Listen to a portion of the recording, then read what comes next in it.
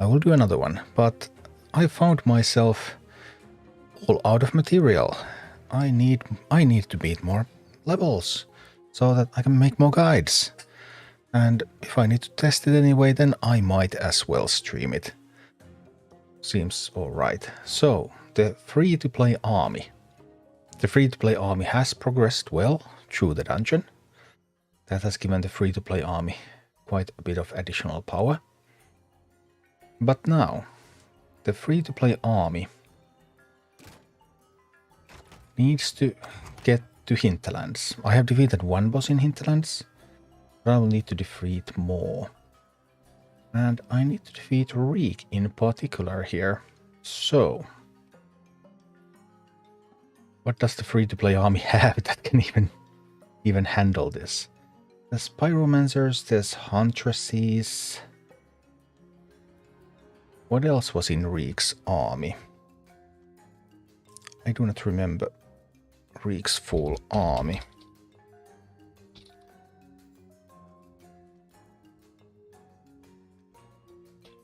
Let's see.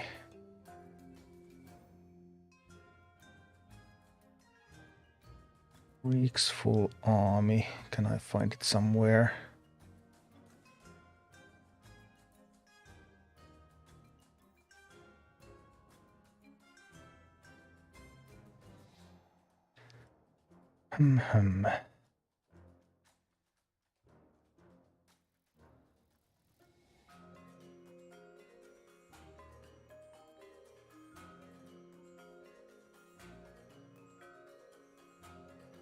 Quite confident that I on some website, I think it's warcraftrumble.gg.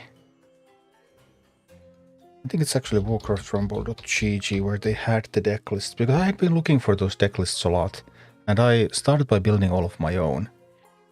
But now I'm basically using theirs, and then I'm verifying. According to them, Reek had Bat Rider, Blizzard, Plague Farmer, Prowler, Pyromancer, Spiderlings, and Warsong Raider. So let me see, what do I need to beat that? Bat Rider, Blizzard, Plague Farmer, Prowler. So Pyro is the only one that shoots air. There's not a lot of anti-air. But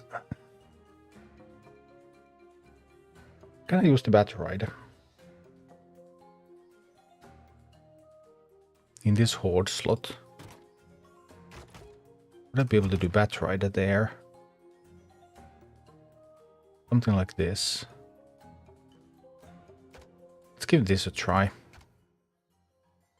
Let's see if that works. The Reek. Yep. Reek, I am coming for you. I want to feed big minions to Reek. I think I originally did this with Molten Giant. But I also have an Abomination that I could use. So I'm going to give that one a go. Alright. So, what I want to do in this map, I want to go from here, take the tower, and then start feeding big minions to Reek. Brian, do you need to go back on the game to level up a bit, as I'm finding it hard to progress? Well, going back as such doesn't do anything for you, but completing quests and doing PvP, those can help. Those can give you levels.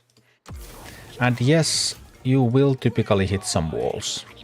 That is how this game works, indeed. You can expect to hit some walls.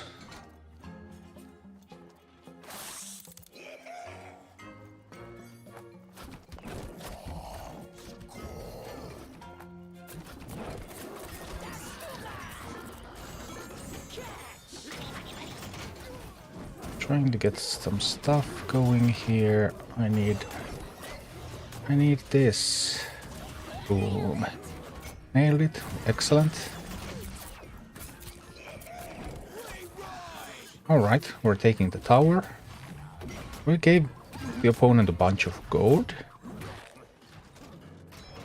But will that hurt? Oh, I have the Batrider here. What can they even do about the Batrider? I'm giving them even more gold, which is not fun, of course, but not the end of the world either. I can use Unbound to take that gold.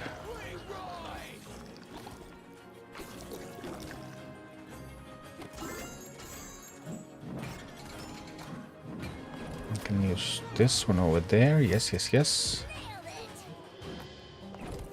Can send that one to mine. Splendid. And now we're getting to a position where I can get some abomination. Oh, no. Those spiderlings are actually going to... They're going to kill my miner, and I can't do anything about it. Tough, but hey, happens. I can use an unbound unit over there to take those. I can send harpies to assist my abomination, and I'm able to cycle back to a miner again.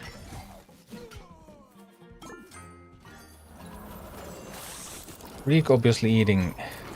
Reek eating those is far from ideal. We can send this one out there again, okay. We can use an unbound unit to grab the gold. Now we're starting to feed abominations. And look at the damage. Look at the damage there. Now we finally reach the point where we can start feeding abominations. Also, the Wozong Raider is not a bad mini to feed at all. Maybe not the greatest, but definitely not the worst.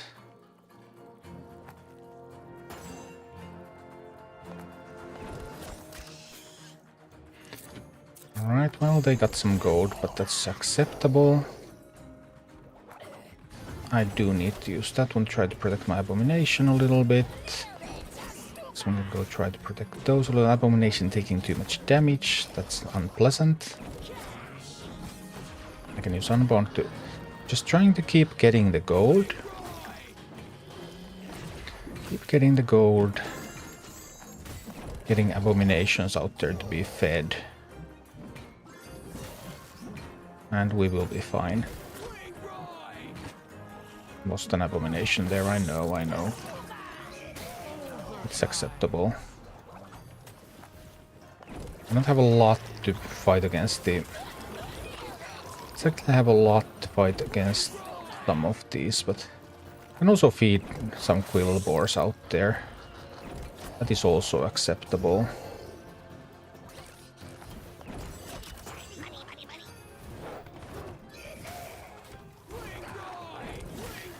Should have used harpies there. That was my bad.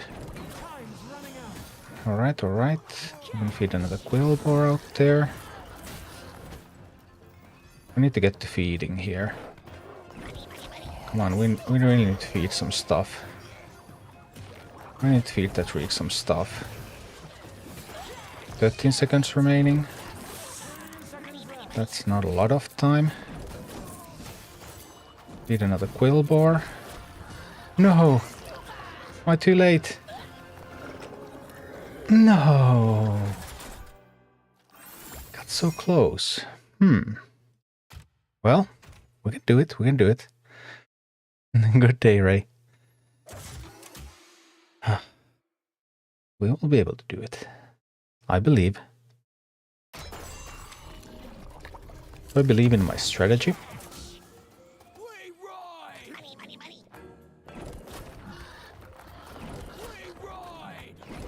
Think I do.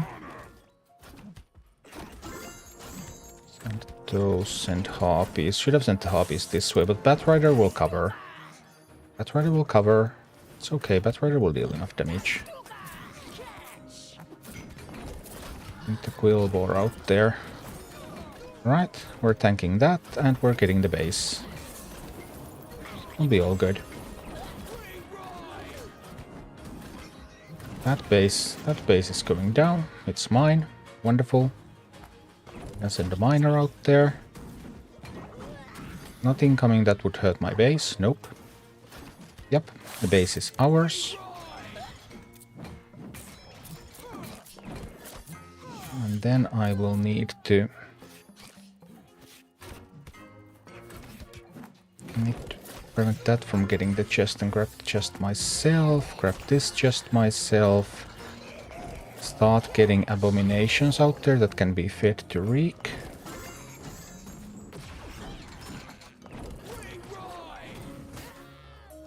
I've previously done this with Molten Giants. This is the first time that I'm doing it with abominations. But I think it should work fine with the abominations.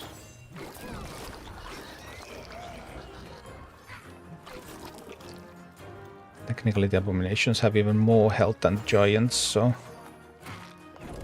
should be an absolute non-issue.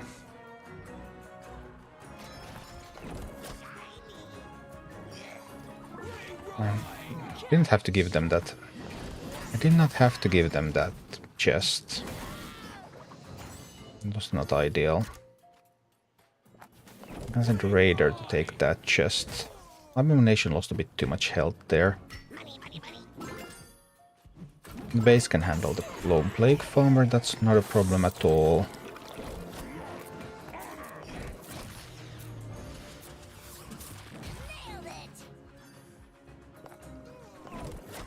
Send some Harpies from here. Harpies will take those. We'll take that one down and protect my miner a little bit. While I work on getting an abomination there. Oh, that Raider. Is that Raider a problem? Oh no, it might actually be a problem. Underestimated the Raider's power. Just a little bit. Snap. I'm at this exact level on losing streak today. Alright. Yeah, I've been going through the regular campaign with my free-to-play account. So this account has 0 grinding done. So it's just basically trying to progress through the campaign.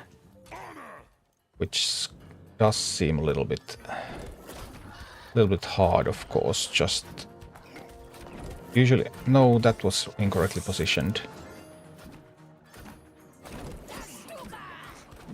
That Raider's going to deal a bunch of damage, which is not good.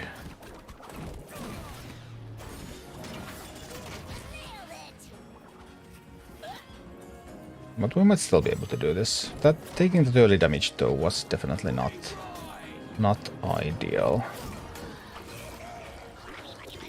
Alright, but we do get the base up. Silver should be able to kill that one, yes. We can start getting abominations out there that we can feed, yes.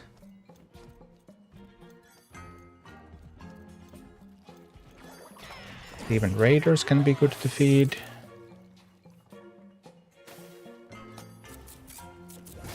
This can help those get there.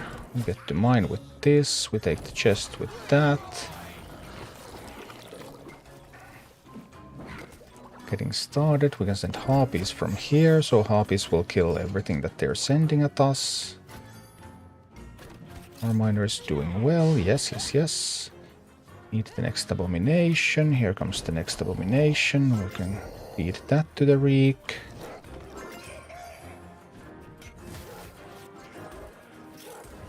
Alright, so far so good. Raiders are good to feed.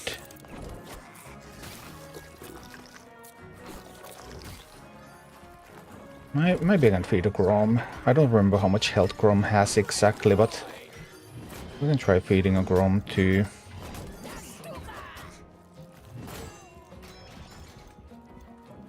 Progressing well. To get another abomination. Is there any gold for them to mine? Well, a little bit, but not too much. Gulbor can take the chest and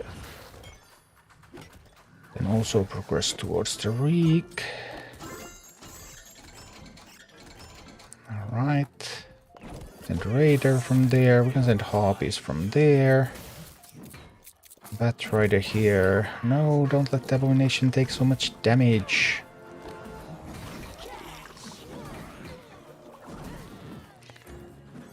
It's okay, it's okay. This is going well.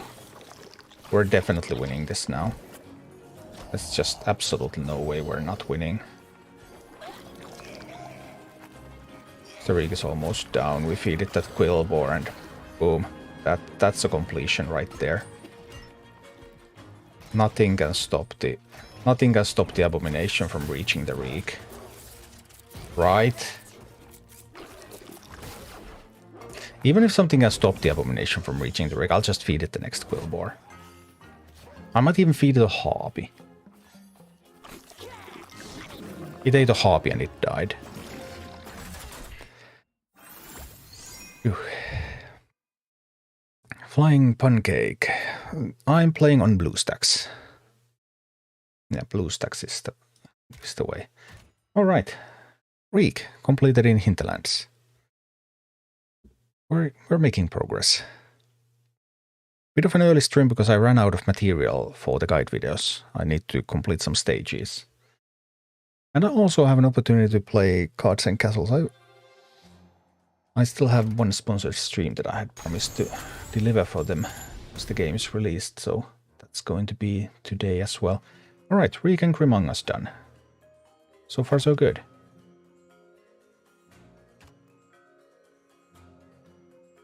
The free-to-play army doing well. Also getting some gold so I can buy something. I would want the Black Arrow actually for Sylvanas. But right now I don't have the funds. I'm just going to buy chickens. It's a unit I didn't have yet. And boom, look at the increasing collection level. Collection level just going up in the world.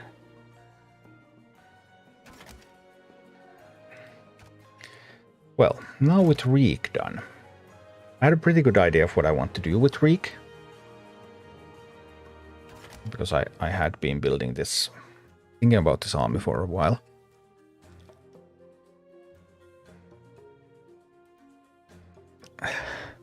Oh god, burn through all your YouTube content. Oh dear, oh dear. Yeah.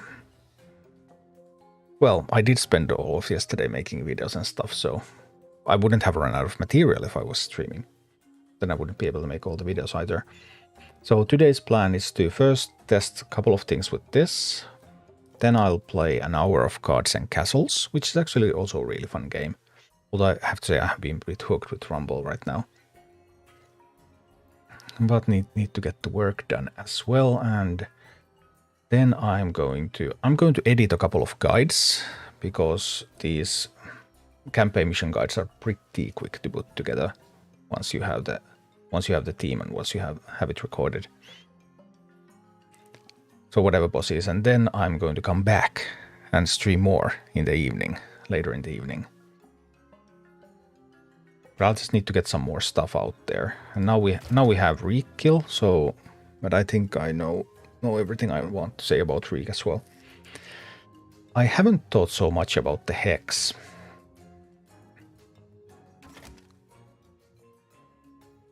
I'm actually uncertain how I'm going to beat that one. Or the Taunt Tusk. Not to mention the Falstad, which is red there. Let's refresh my memory about the Hex a little bit and then figure out changes to the team. Ali, which mini do you suggest getting the talent on first? As a free-to-play, I'm very limited when it comes to gold. Yeah, that's true. That's true. Like, all minis benefit from the talents a lot. But there are some where talents just make them like a completely different mini. One good example is the Whelpex. I actually wouldn't even play Whelpex without a talent. But if you can get Whelpex with the talent that makes them explode when they hatch, then they suddenly become really, really strong. So that's one. What else? What kind of team are you playing? Leader talents are... Many of them, like if you're playing with Tyrion, then those Tyrion heal and Divine Shield talents are seriously powerful. They're going to make a big difference to your experience. If you're playing with Gromash, like I'm playing with Grom here, Grom talents maybe don't make as much of a difference. So like you're trying to think about the most influential talent that would help your team more than just having other talents.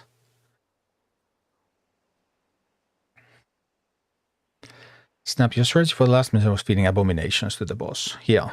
The last time I did it in soft launch, I fed Molten Giants to it. but this time I wanted to try abominations. I mean, big stuff. Just feed big stuff to it. And feeding Quillbore or Earth Elementals on top is also good. What about Quillbore? The Quillbore talent, the most used talent is the Tunnel Vision, which makes Quillbore surface faster. It makes a difference, but it's not completely game-changing. Baron's talent change skeletons to skeleton mages. That's one of the, yeah, that's incredible. Those mages are so much stronger than the regular skeletons. So that Baron's talent is absolutely one of the best ones. Quillbore's talent aren't crazy good. No, Quillbore talents aren't crazy good. You don't absolutely need to have a Quillbore talent early on. Safe Pilot. Most people prefer the Gnomish cloaking device, which means that the Safe Pilot hits and then it's in stealth and then it shoots. So unless the opponent has something like a chain lightning, then or area of effect damage, then that Safe Pilot is going to shoot twice. I have the one that's faster deployment and burn. Also a good talent, not as popular. But both of those Safe Pilot talents do make the mini a lot better, and Safe Pilot is a mini that you use practically everywhere because it's so incredibly powerful. So Safe Pilot, Whelpex, Baron, Rivendare. Truly game-changing. Stonehoof Tauren, if you play with the Tauren, then either the double charge makes it do something that it doesn't do at all otherwise, because then it can charge at the tank and then it charges at the back line. Super strong in PvP. Also, the Pummel talent isn't terrible either. The stun, it also makes things a lot easier. Although you typically don't want to stun the tank, but that's another mini where the talent really changes the way the mini works. Huntress talent against stealth and ambush is pretty good too. Huntress has two alternatives. There's the stealth and ambush, then there's the increased damage. Yeah, both of those are quite strong.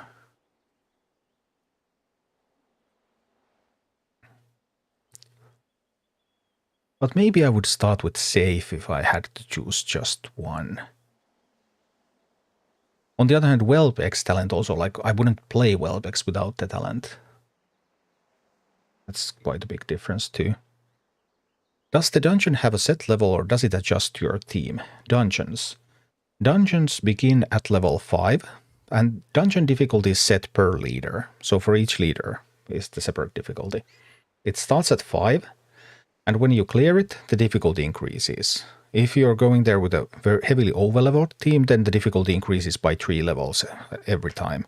And once you start to reach the level of your team, then it increases by 1 level each time. And that difficulty is saved per leader. And you need to clear the dungeon a lot because you get full gold and army upgrade slots once you have cleared the dungeon at level 22. So that's quite a lot of work. But it is a set level, it gets more difficult as you clear it. You get more and more rewards as you clear more and more difficult levels.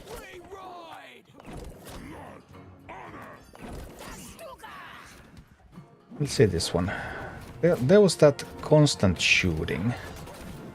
I remember that.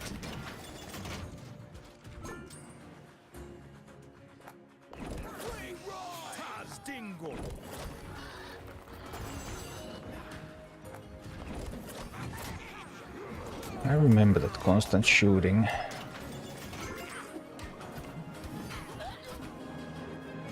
Well, I got both towers, which is nice. I'm also going to start sending an abomination out there. Alright, so here comes the abomination. Abomination is going to tank the... Abomination is here to tank the initial damage. And then we send some damage dealers.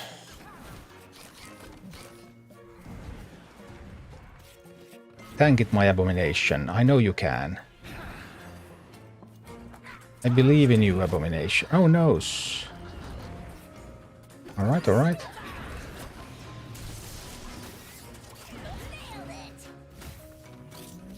I believe in you, abomination.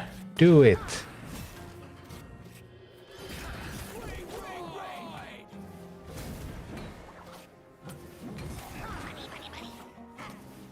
Can I say easy? Easy. Faceless god.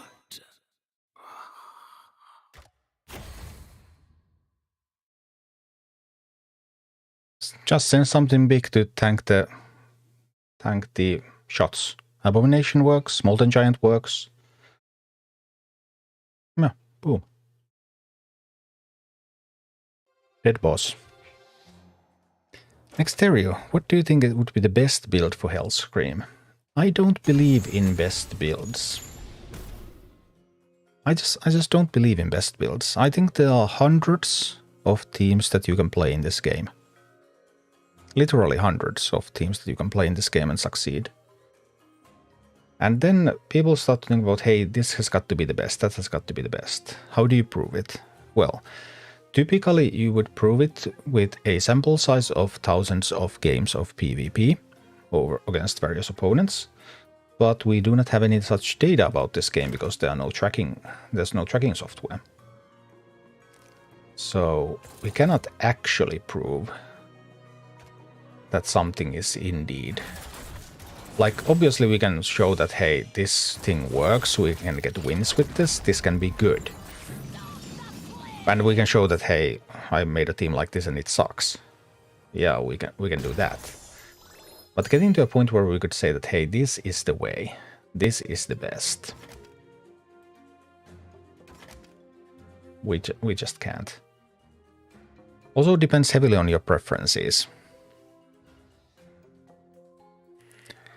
What do you think would be the most optimal build for Alterac Valley to PvP this week? I haven't done much PvP, so I do not know. RPs with mining seem to be very powerful in Alterac Valley. So that's one. I don't have the mining talent though, so haha. Other than that,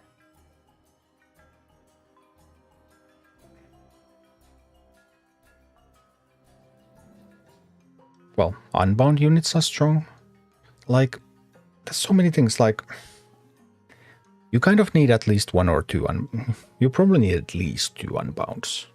Which 2 unbounds would you put in your team? Well, many people would put in like Quillbar and Safe Pilot. But it doesn't have to be Quillbar and Safe Pilot. Someone might want a Worgen. Some people might use the Welbex if they have the talent. Someone might use the Earth Elemental. Some people even go with something like Skeleton Party. Perhaps even with the full 5 mages that don't walk anywhere, or with the 5-man team, also can work. Some people would go with skeletons, probably with Exhume. Although in case of Alterac Valley, I think the skeletons are a little bit weaker because there aren't that many great meeting stone tower places in that map. Not many towers. So like, and then it depends on the synergy with the rest of your team. All of these options are playable. But if you're accustomed to playing with Safe Pilot, if you're accustomed to playing with Quillbar, yeah, I guess you put those in. Because they feel comfortable. Also, you think about the bonus levels if you have reached 3000. So, well, if you PvP with Grom, then you want some Horde units.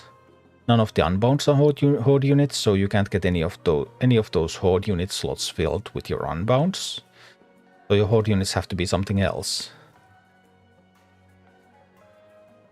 I've seen Ogre Mages being used successfully.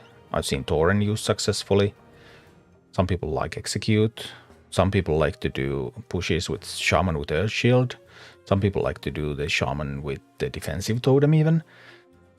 Like, there's tons of potentially very good teams.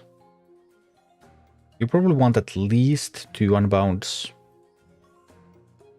You want at least something that tanks, some AoE, some anti-air. And for Alterac Valley in particular, Harpies, if they have the mining talent, seem to be very, very powerful. So that would be like one of the map-specific things where some unit just contributes to a map even more than it usually does.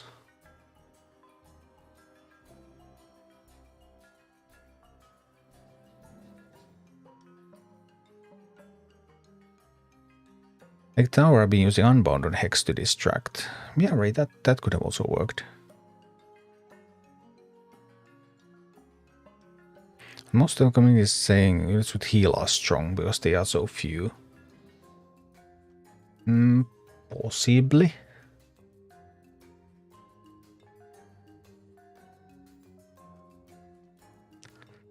I don't think best builds will ever be a thing. Say game will be constantly updated and will always be constant balancing. Well, I think we could find best builds eventually, but that would require a very extensive dataset. And on the community side of things, we don't have access to that data. So we can really only compare like, hey, there are all these kinds of strong builds. But getting to the level of accuracy, because I've done a ton of analysis about the meta for Hearthstone. And in Hearthstone, we have like decks with sample sizes in tens of thousands of games. And we can look at the individual card level on the performance over the sample of tens of thousands of games. And then we can see that like a specific card is contributing like 0.5 percentage points less than another card. And we can be more than 95% confident that that specific card is suboptimal in a list and can be switched for something else, then that will improve the list. We are not anywhere close to that in this game. And because that's the kind of environment where I'm used to saying that, hey, this is the best deck. This is the best thing you can do. Then answering all the questions about what is the best thing in this game feels really awkward to me, because I'm just not comfortable claiming that they are the best even when we actually have no clue. I have noticed that most YouTubers have no problem telling you what is the best. And I know I made a best talents video because people wanted me to. I don't have the data on those talents either. I can say that some talents are good, but I can quite confidently say that some talents seem really bad. But then like Huntress, stealth or the extra damage on first hit. It depends. Depends on your opponent, depends on your playstyle, depends on the rest of your deck. That's the best I can say about something like that. I can't get to a level where I could say that over a sample of 10,000 games, we can show that stealth is winning 0.3% more, which means that stealth is the better talent over large enough sample size. I can't get to that point. Which is where I would want to be. Like if I was doing the same level of analysis about this game that I'm doing about Hearthstone.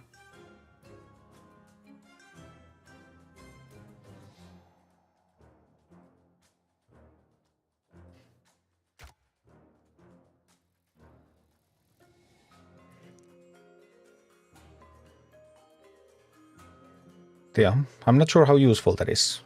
But put at least a couple of unbounds into your deck. Have a harpies with mining talent if you have access to that. Figure out a way to destroy the opponent's base. It's okay, you can lie on the internet. Yeah. I mean, thinking about the best talents video that I made, there are a couple of minis, a couple of talents that I really have second thoughts about. Hell, I don't have any data. No one else has either, so... People were constantly asking for it, everyone else made one. I was about to lose thousands of viewers because they're going to watch somebody else's video, which is not based on any more information than my video, so... I guess I had to do it. Doesn't mean I have to be happy about it. But it's also just the nature of the Nature of the business.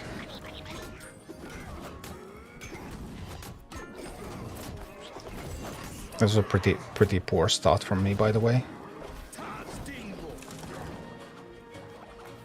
0 out of 10 would not recommend.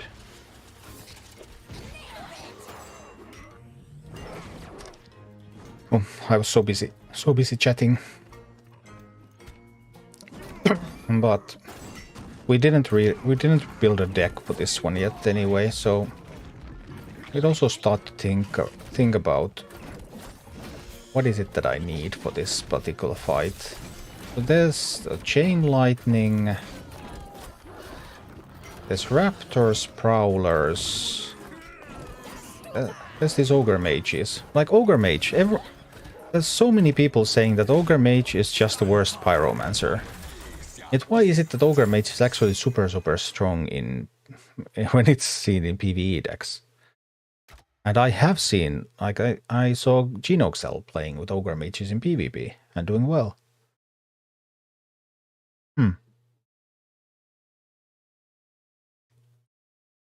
What about the Alliance Skybomber? Isn't one talent just wrong? Well, what? I don't even know what Alliance Skybomber is.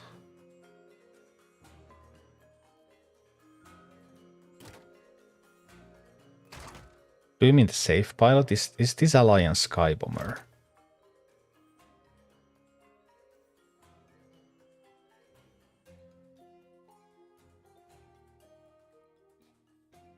I do not know.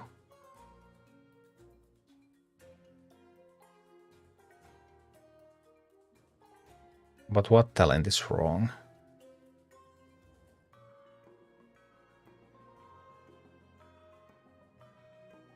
I don't know which talent is wrong. Or what does wrong mean? Wrong in my recommendations? Wrong in the description? Wrong as in what? Ogre Mage's ability to have and give Bloodlust just makes it better than Pyro, I think. All of Pyro's talents only increase damage or AoE size and damage after death. I really do like Pyro with the Pyroblast talent, because that means that Pyro is going to one-shot a lot of encounters. And when it one-shots them, they don't get to shoot back. And that's just super good.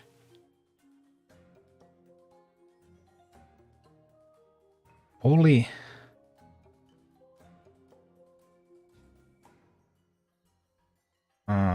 I don't understand. You cannot use 2 talents at the same time. You can only choose 1 talent. You open talent slots so that you will have options. Because once you have only 1 talent slot, you cannot change. You have what talent you have. Once you unlock a second talent slot, you can buy a second talent. And then you can switch between them.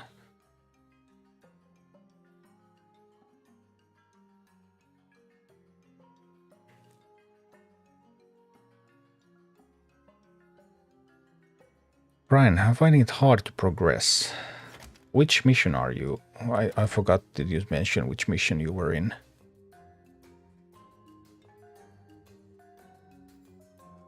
You said you needed to go level up, but did you mention the mission?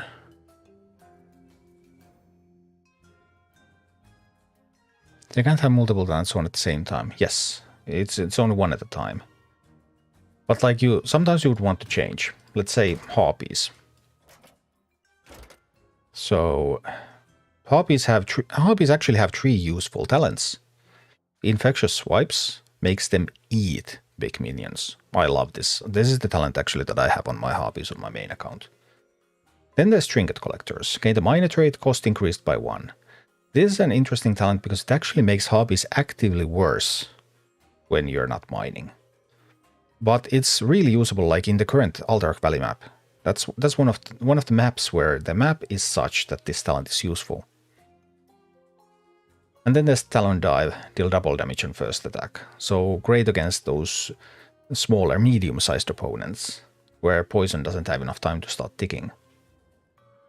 So you would have uses for all of these 3 abilities. This is map specific, against big ones, against medium-sized things. So then you would choose according to what sort of mission you're going into.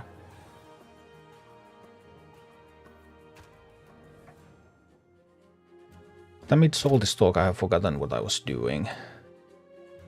Elder Taunt Task. There were prowlers, raptors, ogre mages.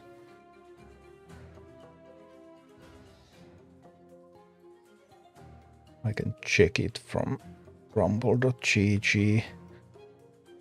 I'm not completely certain it's always right. It says that it has Bat Rider, Chain Lightning, Darkspear Troll, Earth Elemental, Ogre Mage, Prowler. Where did all the raptors come from?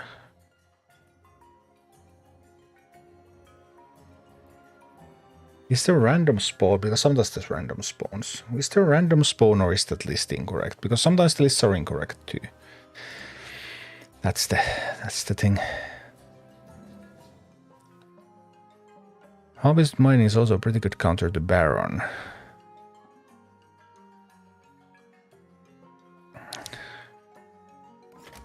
Ashenvale.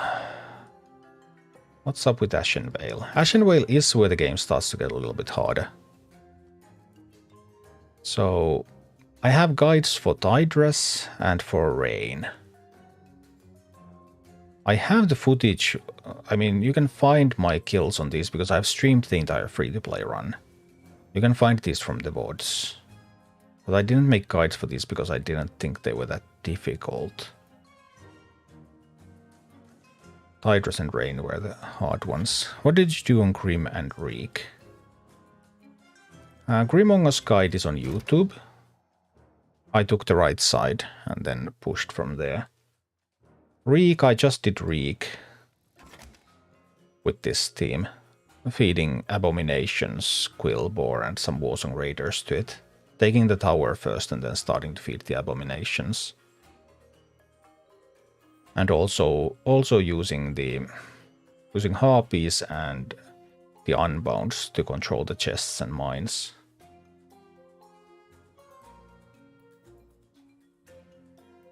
Maiev and Rain were the ones I found hard. Yeah, but it does also depend, like, it depends on what kind of army you have. Like, some maps are just naturally better suited for some kind specific types of teams. Like, in the soft launch I played the campaign with Murkai, so I was swarming the board. And swarming strategy just instantly deletes some bosses. But against some bosses it's actually pretty hard. I mean, I did Drakizat with swarming strategy. In Drakizat you want to control where your minions go, because your minions walk into buttons that will incinerate your other minions. And I played that with Murkai. Which means that I had Murlocs going all over the place. Which meant that those Murlocs burned each other on regular basis. So, yeah. But I still did it with Murkai because I wanted to. But that may have been a little silly. There's definitely raptors here, so the list is actually incorrect. The list about what the boss has was actually incorrect there.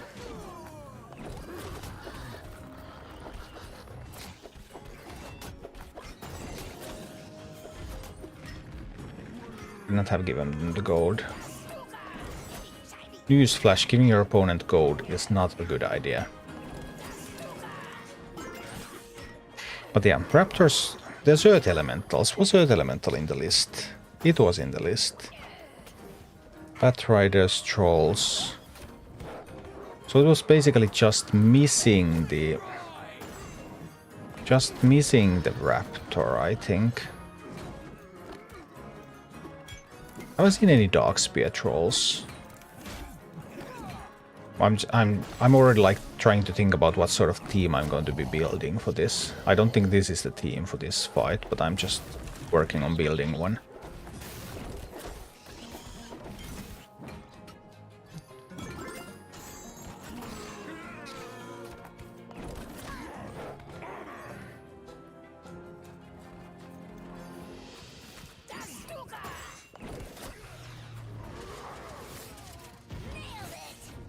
No, the Ogre Mage. Killing my good stuff. Grom will kill the Ogre Mage before anything worse happens.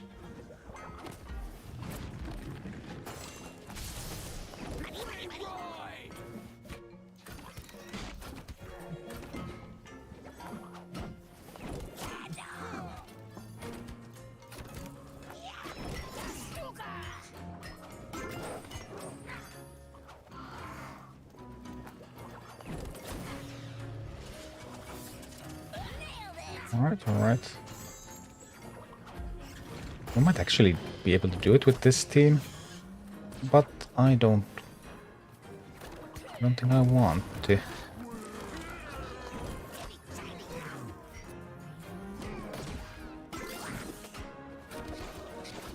Wow, well, we're not going to be able to either. Problem solved.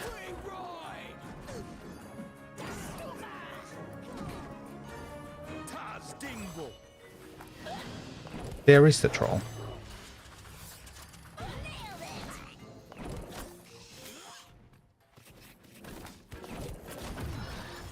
No, I thought I would be able to tank that. There is the troll, there's Raptor. So troll can hit air. Ogre Mage can hit air. But then there's those... Was there a Raider?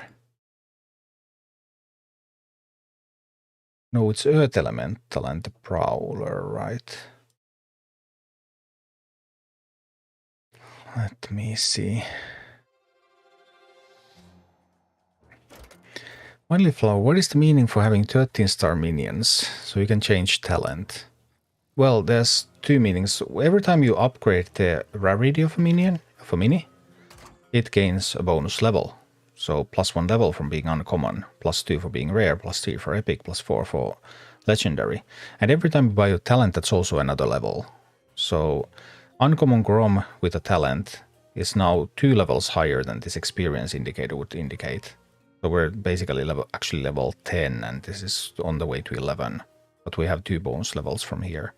Actually, we also have 2 bonus levels from there, so we're actually only level 8. So those bonus levels are super valuable, because as you may notice, you're getting levels slower and slower as the game progresses. So getting just 3 levels out of nowhere, that's worth thousands and then tens of thousands of XP. Aurelia, what emulators you use to play on PC? I use BlueStacks. Brian, Drake is my favorite mini. Drake is a wonderful mini, I do like Drake. I haven't been using Drake a lot here, but I used Drake a ton in my closed beta playthrough. Haven't used that much in the soft launch and the full launch. Aurelia, reached 50 sigils and now it's so hard and boring to progress. If you reached 50, you can start doing heroics. And heroics are going to give you a ton of XP and gold.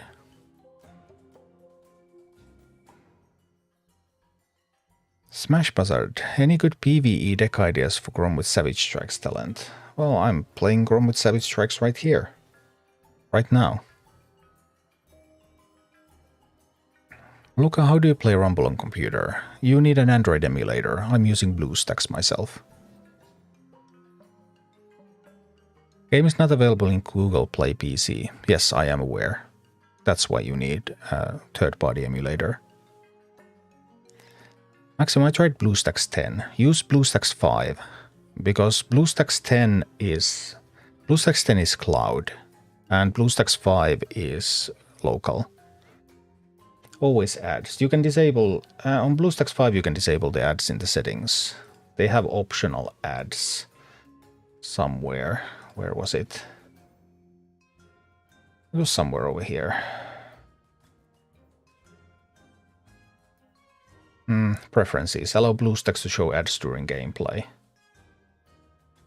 You can just disable them.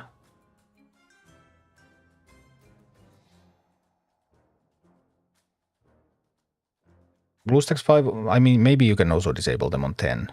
But 10 is a cloud.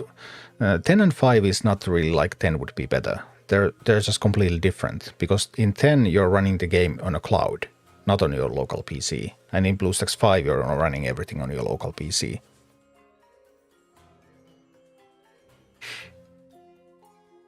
So 10 requires more from your internet and 5 more from your computer, I suppose.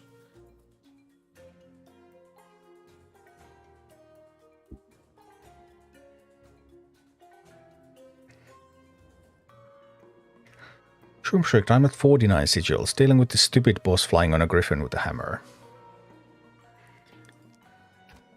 We're going to go for that. Then he's crap then. Well, I mean, let's say you have like an office use desktop or office use laptop PC. Then I guess you would try with 10. And you had great internet connection. Like, it's not that it's bad, it's just that there are different pieces of software for different purposes. 5 that's for me as well. Settings. Do you actually see this? You sort of see this. I'm in settings. Then there's preferences. And here, allow BlueStacks to show ads during gameplay. And just click that off. And ads are gone.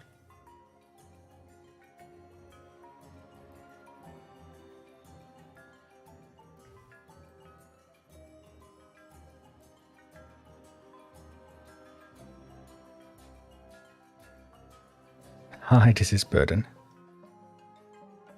So I could play this on an old laptop without graphics card. I have not tried how well BlueStacks 10 would run this game. I don't know. So the answer is that I do not know. But like that is the basic idea of cloud software and cloud game streaming, that you don't have to have that much processing power on your own computer. But I have not tried, so I do not know if it works in practice. Maybe even just the rendering is too hard.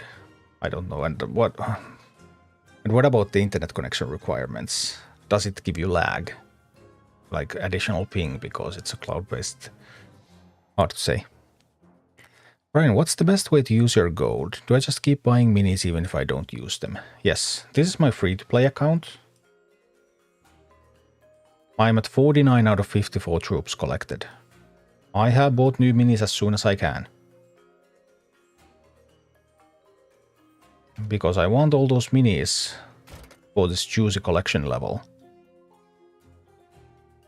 Currently at 15. Which means that new unit bonus 465 quests give me 31. Tomes start to give me something, 84. Not a ton yet, but something.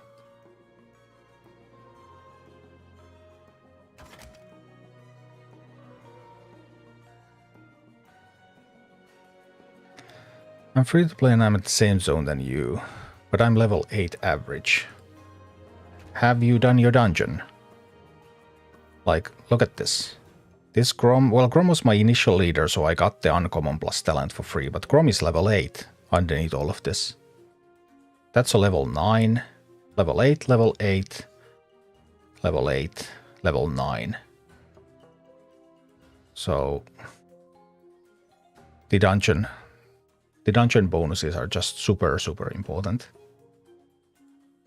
Give me a bunch of bonus levels. I did the dungeon as far as I could. That really is not actually true. It is true.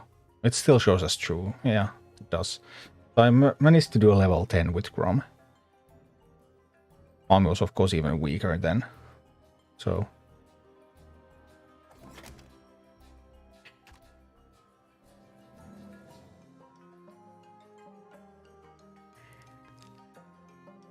did 3 dungeons on Grom.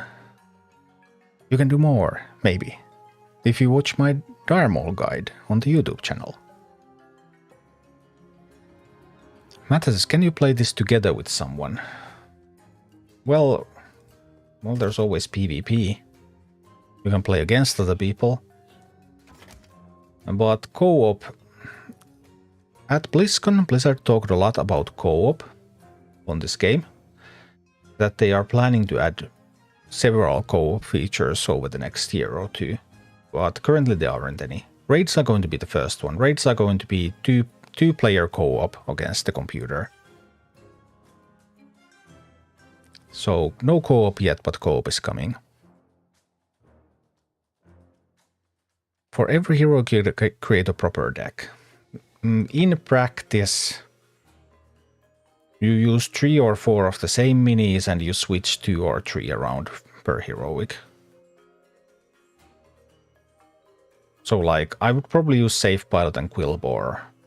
So out of this team, I would probably use Safe Pilot, Quillbore. No, well, Harpies, I actually do change Harpies out sometimes, even though I use Harpies a ton. Safe Pilot and Quillbore, I can probably just use those in every single map. But yeah, you do make some changes constantly. That is true. Brian, how do you do dungeons? You go to dungeons and then you click enter dungeon. Currently it's Horde week. So right now you need a Horde leader. And only Horde leaders can now get bonuses, but it changes every week. 4 days, 5 hours left of the Diamol. And then you do it repeatedly with the leader until it's so difficult that you can't do it anymore. Because every time you do it, you get more of these army slots open. Can you do the dungeon more than one time? Yes. The dungeons are designed to be done... the dungeons are designed so that they become more and more difficult. They go all the way up to level 30. I don't think anyone has cleared the level 30 yet. I know that at least one player from the community Discord got to level 30. But I don't think they cleared it yet. So yeah. You do dungeons as far as you can. Dungeon difficulty is per leader, so it starts from 5 for each leader, and every time you clear it with that leader, then it becomes more difficult for them. And that progress is saved. The next time there's a Horde week, my Grom is going to start from where it ended this week. And it's meant to be done as high as you can go with each leader.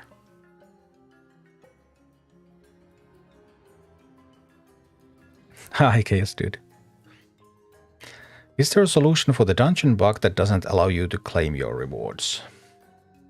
In some instances, if you're locked out, then choosing the leader that you did the dungeon with here in your army view and going back to the dungeon is going to let you progress. But there have also been some reports of people who have not been able to progress even though they changed the leader here. I know that I got locked out and I was able to progress once I changed the leader. I got locked out. First it said that some sparks or something is going on and it's gonna take 10 minutes. Then after 10 minutes it just didn't do anything. And then when I went here and changed to the leader I was running the dungeon with and went back to a dungeon, then it allowed me to do it. So I did have to wait that 10 minutes. That didn't help anything at that point. But I have heard that there's also some other bugs that cannot be circumvented with that. But that's the basic workaround that works much of the time.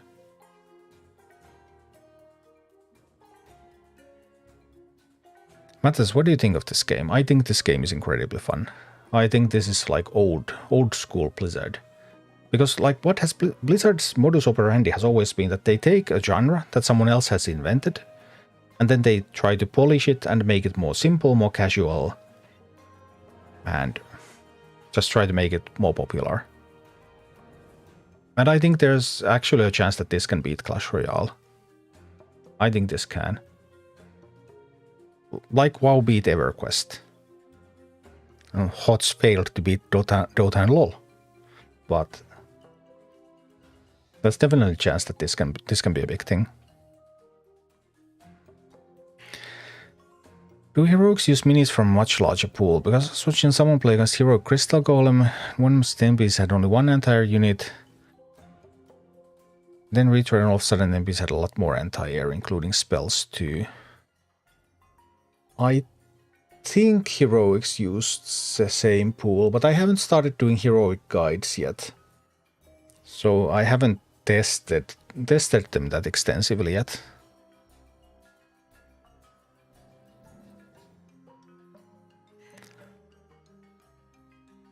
Dungeons unlock with 30 sigils. Guild full, just about. You recommend max faction bonus instead of diversify bonus. And free to play 250 changes atrocious. The 250 to change. is arc energy and not gold. Fun fact, there is a translation error.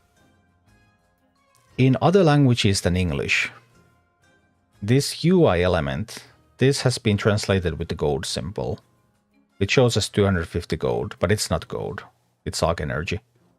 If you switch the language to English, you will see that that's actually energy and not gold.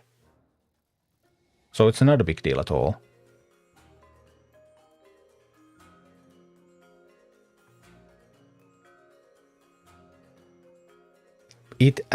I also know why it's there, because it used to cost 50 gold, which was pretty bad.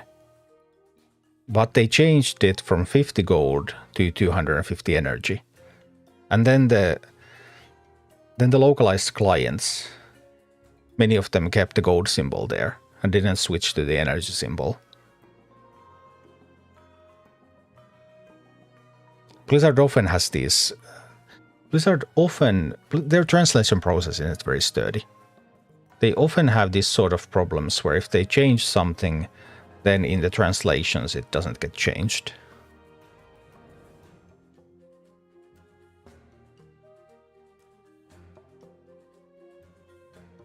Swap the last 2 units, you will get the flying +1 item level.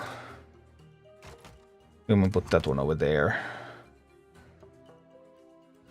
It's not a flying unit. It's actually a ranged unit. Sniff.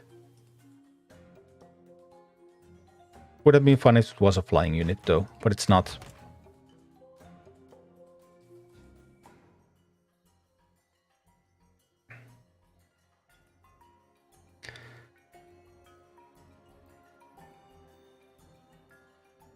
I haven't gotten much done now. Because, well, I mean, I hope you're enjoying. We need to change the category to just chatting about Rumble. Unless I can get some more gameplay done. I have now forgotten what I meant to do with the boss again.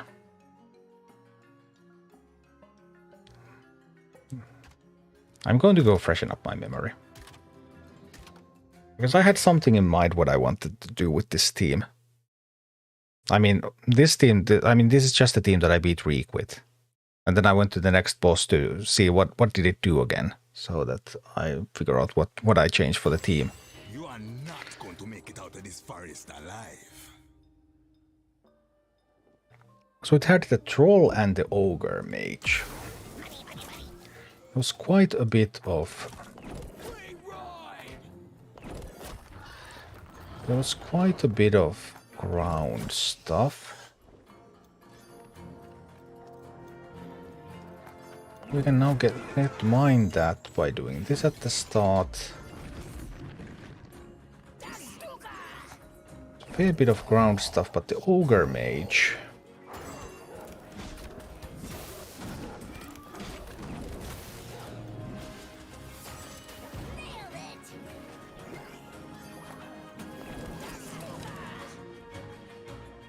Seriously, something lived through that? I want to send those over there. Send this one over here.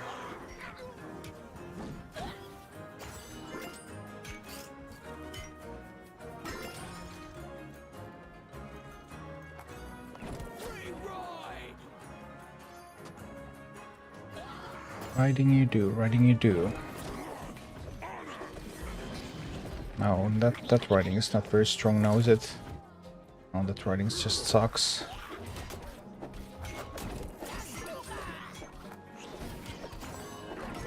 Get some harpies going. Get that down. Get to mine here. Oh, the ogre mage. Ogre mage is actually quite annoying when you rely on harpies for your damage.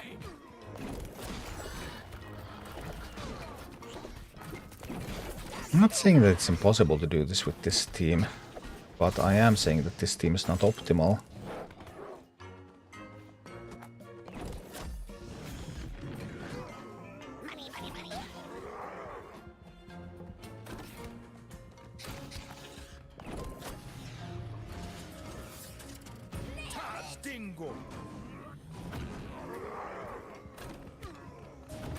Oh, at least the Ogre Mage is dead now. Get Chromash out here. I can't get to mine.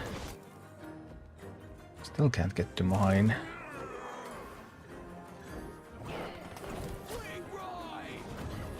I don't have enough anti-air myself. What about that Drake? Should I add the Drake to the team? Harpies feel a little bit bad because of the Ogre Mages. How do you counter Ogre Mages? You use Worgen, or you use maybe Prowler, or the Stonehoof Tauren.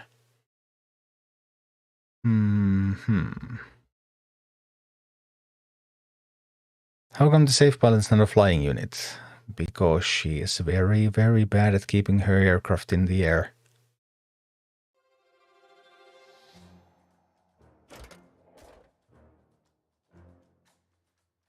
Very, very bad at that.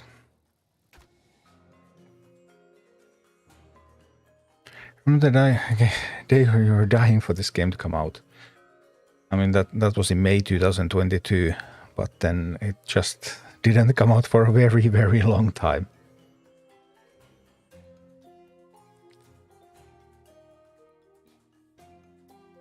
I need something that beats up Ogre Mages.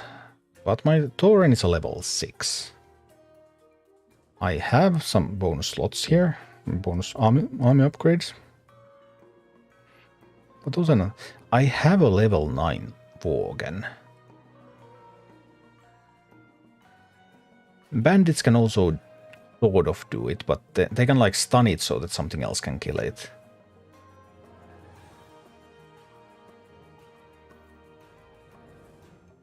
Could the Worgen do it?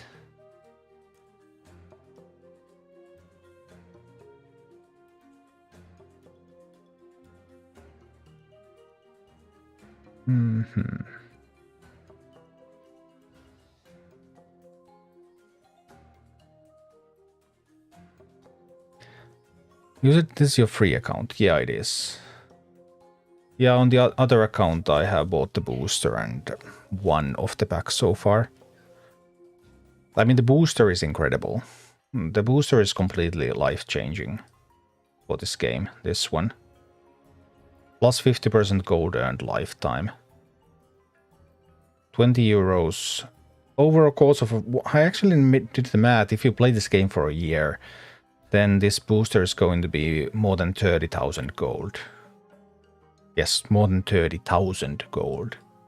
Like, what's the value of 30,000 gold anyway? I could buy 12,000 gold for 100 euros. Well, it's like 300 maybe. Depends on whether you do PvP or not. It's a little lower if you don't PvP. So on regular shop prices, this is between 250 and 300 euros. If you play this game for 1 year. But I mean, whether you will or not, who knows?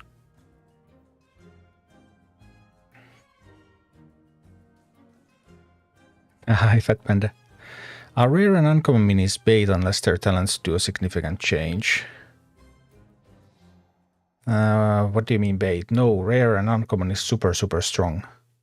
And they're also cheaper to buy directly from the shop than it would be to buy the stars individually. They're always a great deal. The thing is, like, this is a free-to-play account. So if I was offered a rare mini here, I would not really be able to afford it. Maybe at some point later on.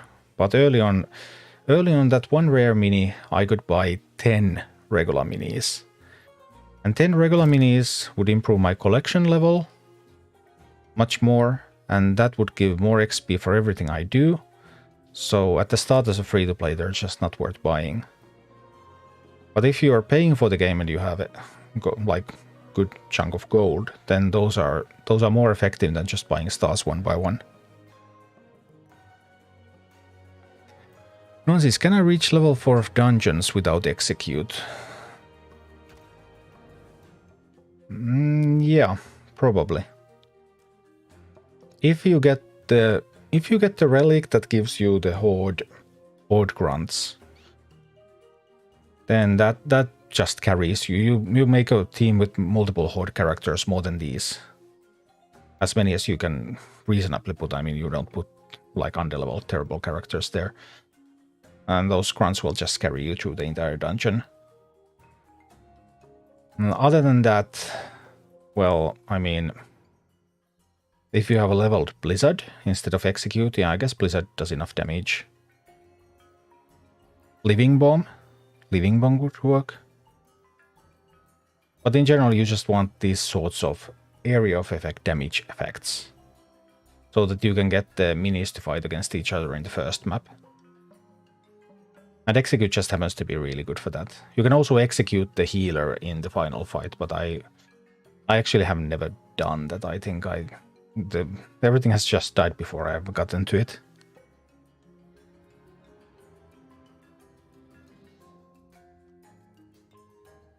Now I have rare skeletons for 900. I don't know why I would need 2 talents on them. Because when you upgrade them from uncommon to rare, it gets 1 bonus level. When you buy the second talent, it gets 1 bonus level. You're getting 2 levels on that mini. And how much XP did you need for a level again? Well, okay, this is a free-to-play account, these don't need much. But soon I will need 1,000 for a level, 2,000 for a level, 6,000 for a level, 10,000 for a level. And you get 2 of those for free. Well, not for free, but you get them from the rarity and talent. It's incredible.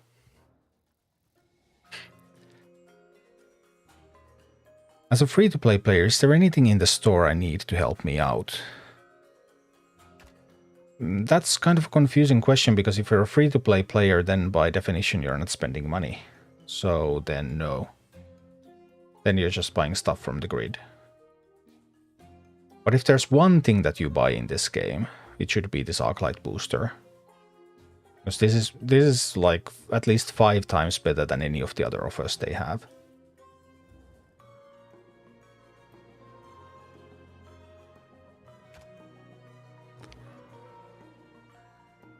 Execute is really, really good for that first fight. Yeah, it is.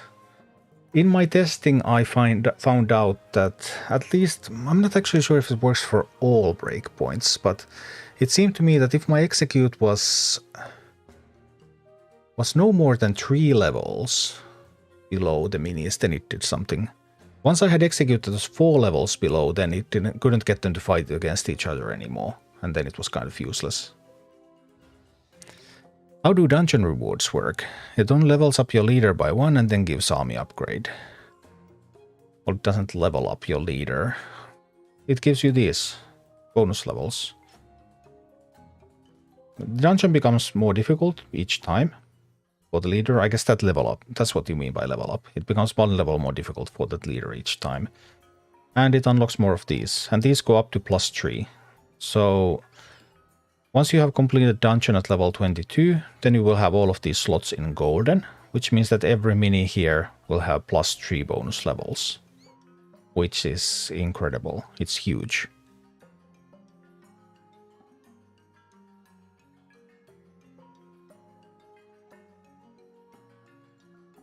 When buying minis, I see the same minis I've got. Should I buy them? You will need to buy the same minis so that you can get them to uncommon.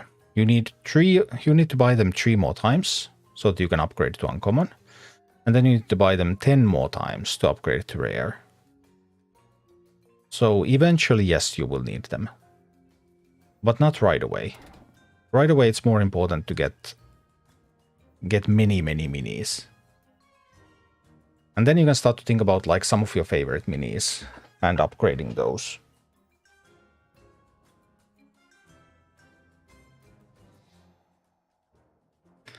50 seems like the start of major pay to win for this game. What do you mean 50 is the start of heroics? 50 is the start of free XP and gold. If we can make it to 50, I will show you. I don't know if we can. We're 2 maps away. And I have again forgotten what I meant to do with my... I've again forgotten what I meant to do with my team.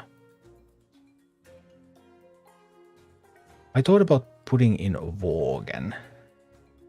That's what I was thinking of. Potentially using a Worgen to snipe the ogre mages.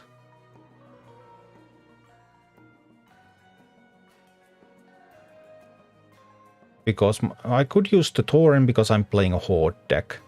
So Tauren would make sense in that regard, but because my Tauren is only level 6, it can't get enough levels even with the bonus levels, but my Worgen is a 9. I was thinking of trying to ambush them with the Worgen.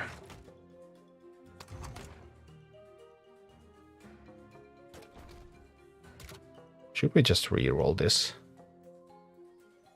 I could make it a spell, a horde, or a squad. But I don't want any of those.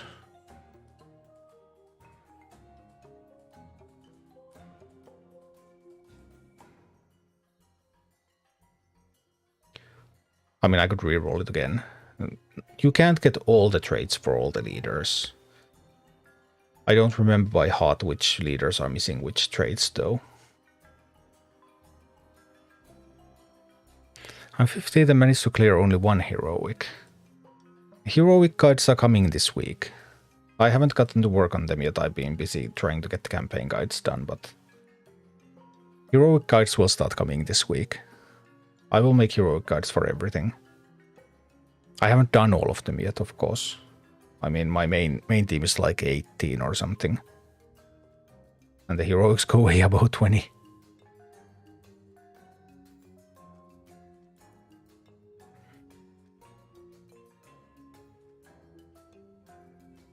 Some air power. I kind of would like a Drake, didn't I?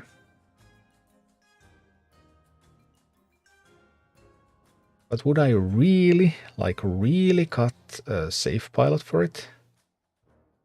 No, but I might cut a Bat Rider.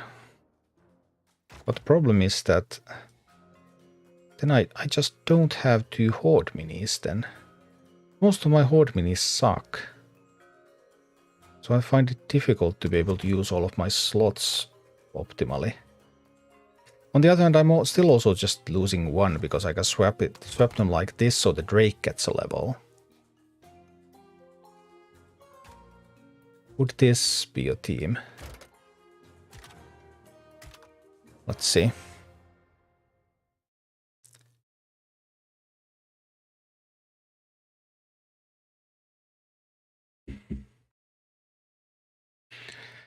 Let's see how it goes. You are not going to make it out of this forest alive. At the exact spot I'm stuck at. Right.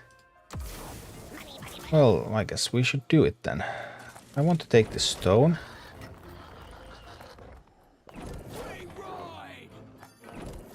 I send some people out there. We get this stone so we get to mine from here. Yes, so we deny the mining and we get to mine ourselves. Super, super important. Well, now I didn't actually manage to ambush... No, not the Bloodlust. Ah, I thought I managed to ambush that. I truly thought I did. Turns out that I didn't.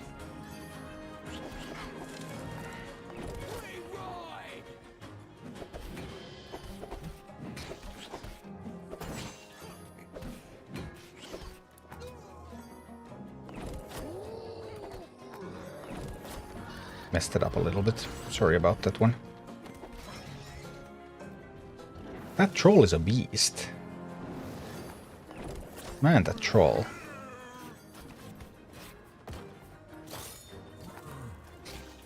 Well, need to be a little bit more careful, I guess. Need to kill that super troll there. There. At least Safe Pilot is able to kill it. I have trouble getting to the ogres because I can't catch the ogres alone. I'm now discovering that sort of issue here.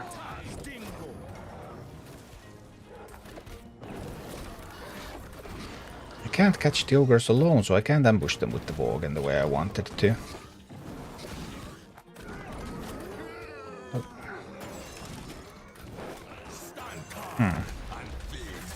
I can't get the Morgan thing done there. I need something else for the...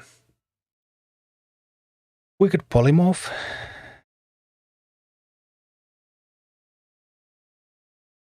Even here's different resources on PC and on mobile. I have heard that they can sometimes go a little bit out of sync. I'm not completely sure what to do about that. I mean, between different devices in general.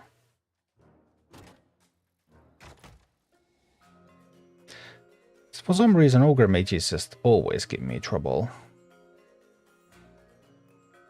I just cannot for the life of me figure out what to do with them.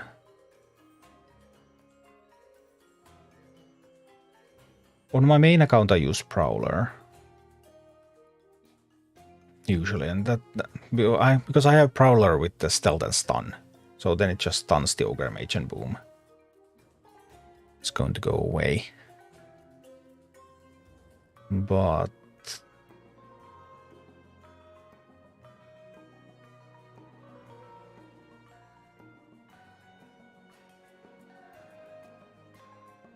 what about on here? Don't think I want an Abomination. I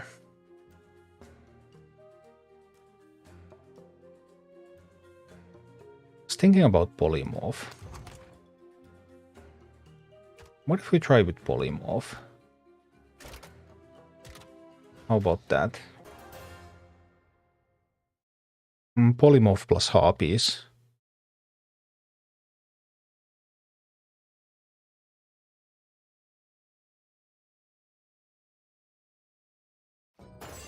You are not going to make it out of this forest alive. Alright, so we want to take that stone. We kind of know the start now. I take the stone. Push some minis from here. As the dream dust goes past, then I can mine.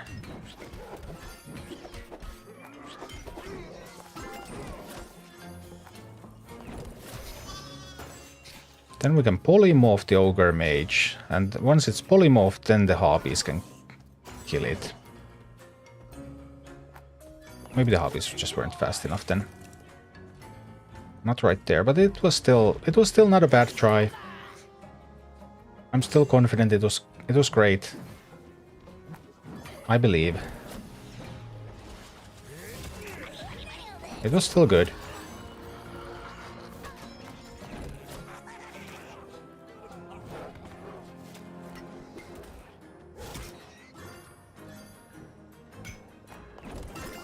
We're so going to succeed this time.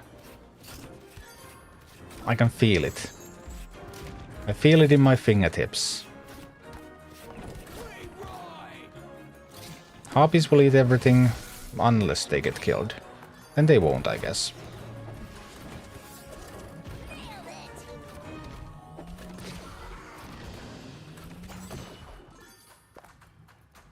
But it's still completely fine.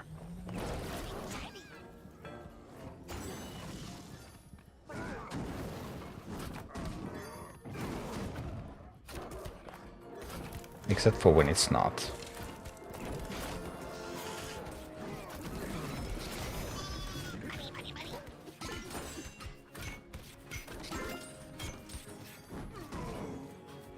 But it is fine.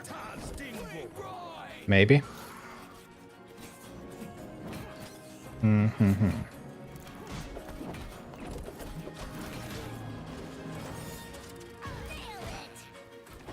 Well... that's a bummer. But the polymorph harpy thing, I mean, I believe. I think that was a promising start.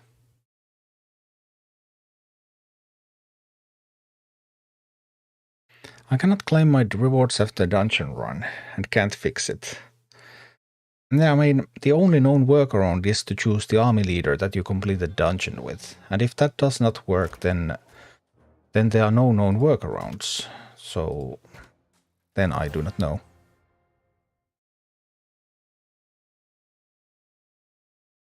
Iltaa Klonperi. Yeah, Rumble is awesome. This is old school Blizzard good. It's been a while since Blizzard made a game as good as this one.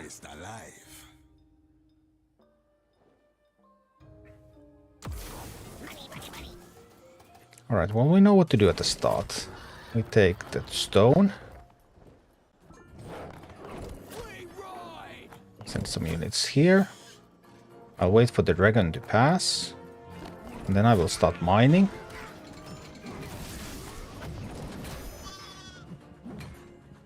That polymorph was a little bit wasted, must say. Wasn't fast enough with it. What happened to my miner? I don't know what happened to my miner.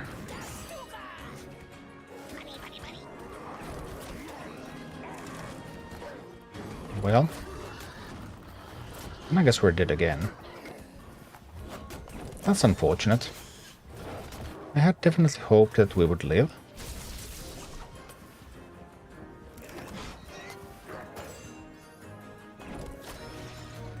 No, that's that.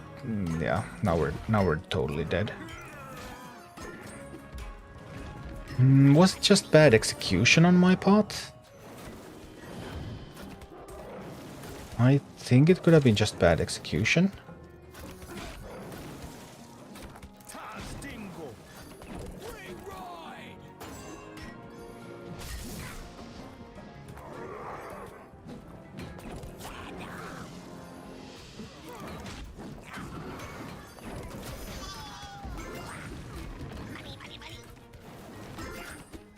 For whatever reason, we're not completely dead yet. Although we're definitely getting there. Definitely closing in on being dead.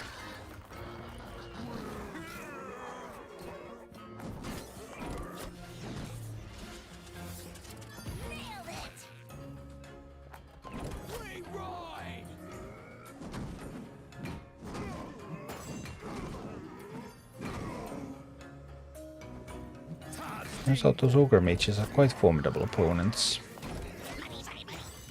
Ogre's gonna kill that, and... Right.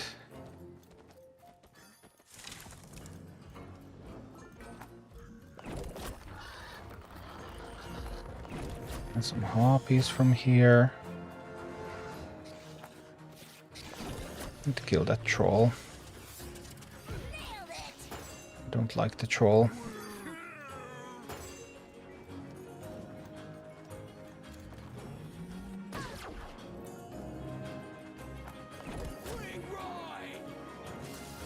Alright, not too bad.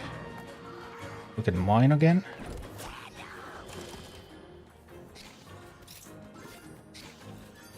We're actually making it to the boss now.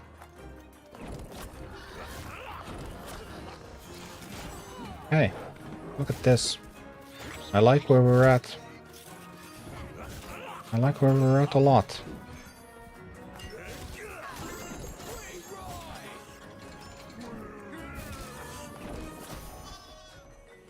A little too slow.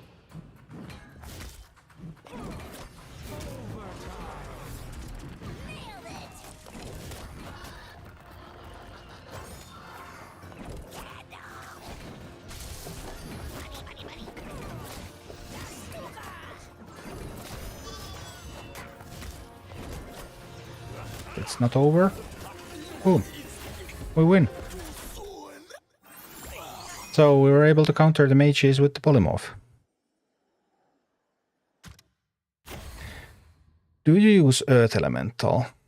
Sometimes, but generally I prefer the Quillbore. The two play very similar roles. Quillbore is more flexible, more all-around, and Earth Elemental is bigger, stronger, but a little bit more limited in the targets that it hits. Drop it in the opposite direction the moment the squishies would reach. Yeah, that is part of my beginner's guide on YouTube actually. That specific trick on how to drop an unbound behind the boss.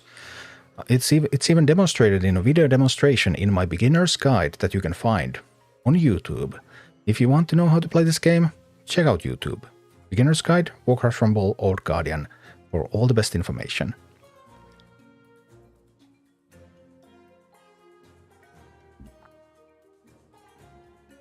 Aaron asked, are there seasons in this game?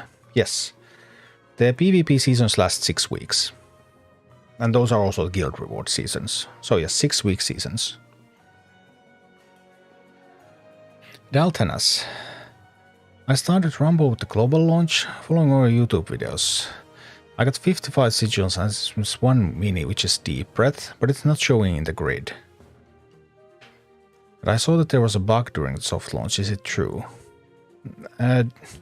Deep Breath is gained by killing Onyxia. You cannot get Deep Breath before you beat Onyxia. Only after beating Onyxia will you get Deep Breath, so that's not a bug.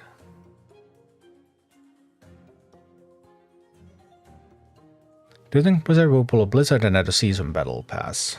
You never know, but you can already spend money on this game, and like in soft launch, there were multiple people who spent like between $500 and $1,000 on this game. This game is already monetized so that you can whale to your heart's content. So Battle Pass is a little different. Battle Pass is trying to make lots of players pay a little bit. But then again, that Battle Pass would be a little bit obsolete because they already had the Arclight booster. And the booster is already here to make more people pay a little bit. And the whales side of things, they already got that covered. There's already a bunch of people who are spending tons and tons of money on this game. So this is already doing the role that a battle pass would typically do in a game.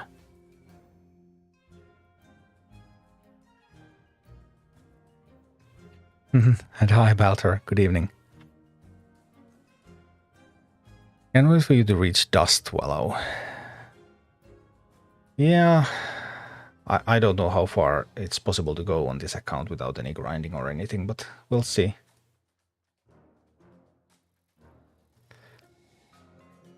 Deltanas, do you suggest me to start upgrading the most used minis to uncommon and get their best talent? Yes. Yes, now that you said that you had 55 sigils, missing one mini. Yeah, it's time to start upgrading them. Absolutely.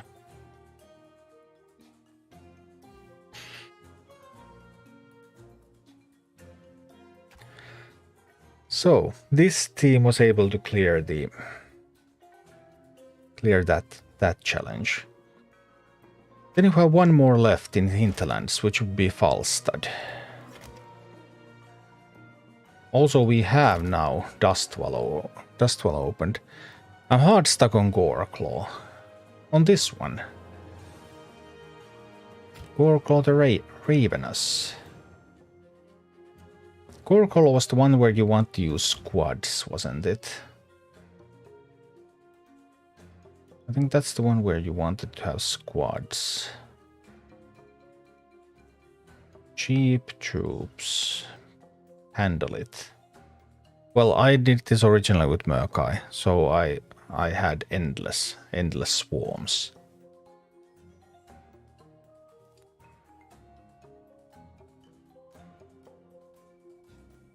We could Raptor on their Raptors. Not sure. Paragon Raiden, is there anything to do when can't progress on PvE but doing quest and PvP? Dungeon maxed. So campaign you can't get forward, neither in the regular nor in the heroic if you have 50 sigils if you unlocked heroic campaign. You can't get forward in dungeons. That leaves quests and PvP, yeah. And those are the game modes in this game. The campaign, the heroic campaign, the quests, the PvP, the dungeons. And well, the Arclight Surges. Timed event.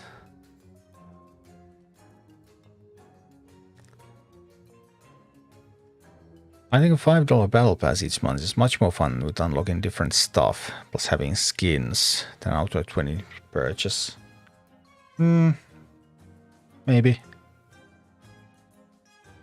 Klundberg, when will Theorycrafting livestream start in Finnish time zone? I think it was 7 p.m. 7 p.m. that you can start playing the games. We're allowed to start streaming at 6. If you want to build some decks on stream. And the first games can be queued at 7. Finish time.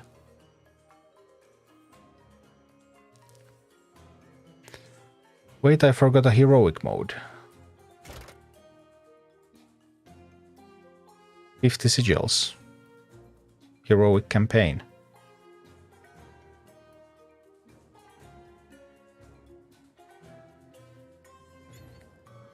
Once you unlock that, you can start doing more difficult versions of the fights, starting from Elven Forest. And these fights are going to give you tons of experience and tons of gold. You need to do them with each family. You need to do them 5 times.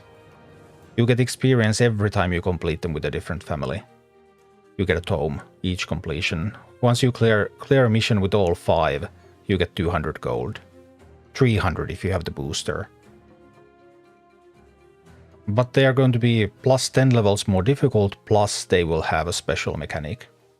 I'll start making heroic guides this week. I have done a bunch of those on my main account, but I haven't made the guides yet.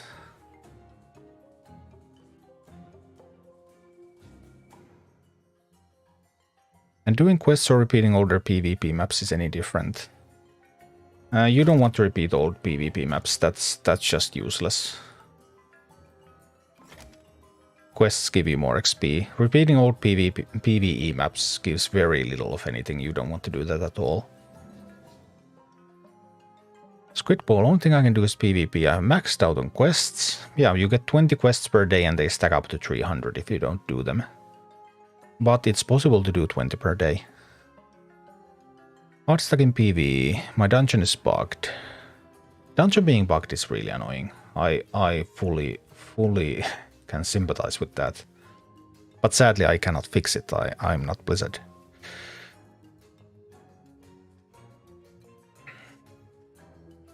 But we need to do Falstad. How do we do Falstad?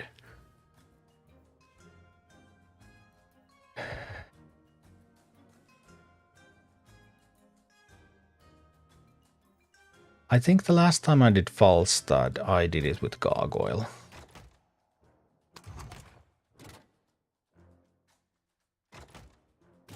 At least there's no Ogre Mages in this map, but there are Huntresses. I remember all the Huntresses and Ogre Mages because those are so annoying. Is level 9 Gargoyle good enough to fight against Falstad? I'm also having Grom as a leader, which is really suboptimal. Because Grom cannot shoot air. If I had Rend or Murkai, somebody who could shoot air, that would be much better. Also my air shooting horde units suck. Level 7s. That will not do. I can fix dungeon being bugged. And do share. Because like the most well-known workaround is that you choose the same leader that you got stuck with in the dungeon, in the army tab, and then you go back to the dungeon and it works. I have had it stuck like that once myself and it worked for me. But it has not worked for some people, so there are some other issues with the dungeons as well. That's not that's the most common issue with the dungeons, but that's not the only issue with the dungeons. Is the problem. Like most times the dungeon gets bugged, it's fixed like that, but there have been many people who have said that it hasn't worked for them. And like if it's just one person or 2 people, then I might say you just don't do it correctly, but it's starting to get to the numbers that okay, even though I don't personally know any of them, it starts to be unbelievable that all of them could just mess it up. There has to be a second different bug as well.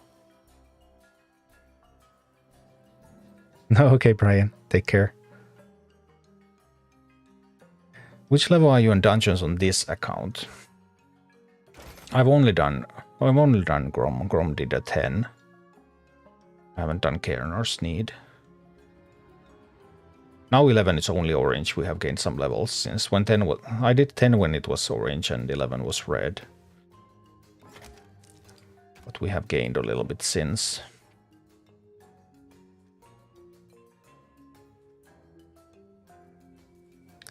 Yeah, dungeons are awesome.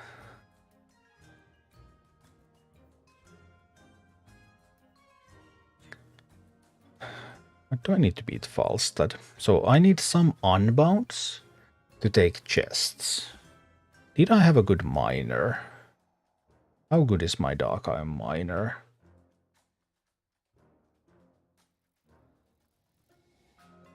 My Dark Iron miner is a level 8. That means that I can swap that over there, so we give some levels to the safe pilot.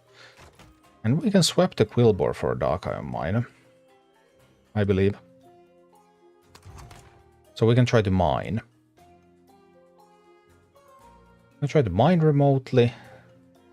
Then we need stuff that hits air, hits air, hits air. Would I have needed a tank that's an unbound tank to distract Falstad? Because Falstad has a chain lightning kind of thing.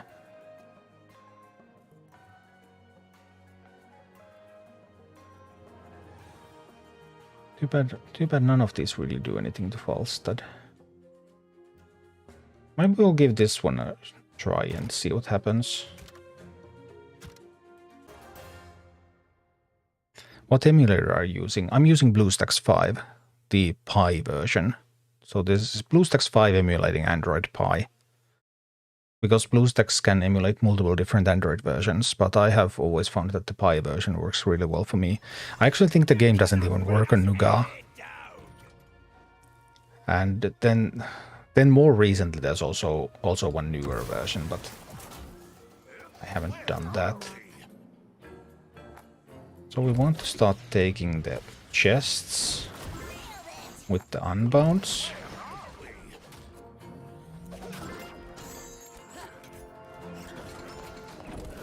That went poorly because of the Huntress. We need to separate that Huntress from the Falstad.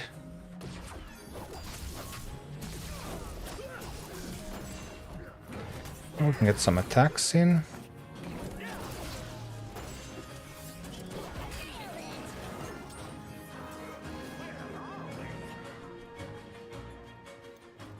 Well, this could have gone a lot worse. It's going to...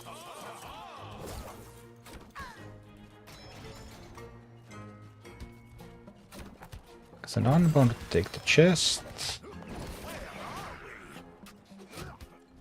Send some air units from here. Yes, take those chests for me.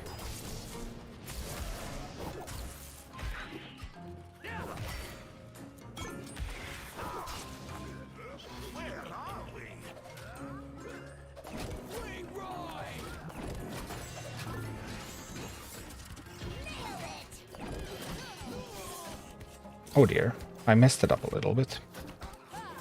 I couldn't afford that, not against level 11s. Yeah, that mess up really cost me a lot. Maybe the whole game.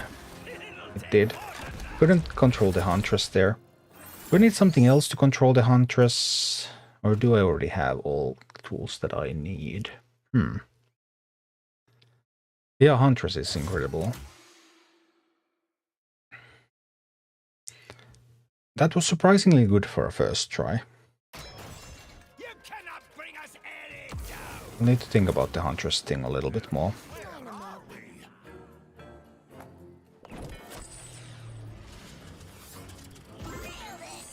Let's send some units out there to take the chests.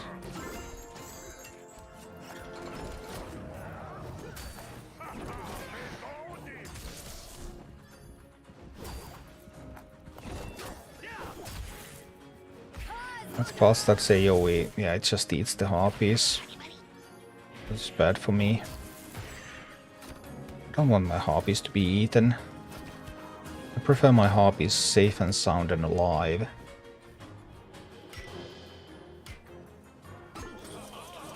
So far nothing too bad. Send this one out there. We can kill that with the safe pilot. We can send a Drake out there.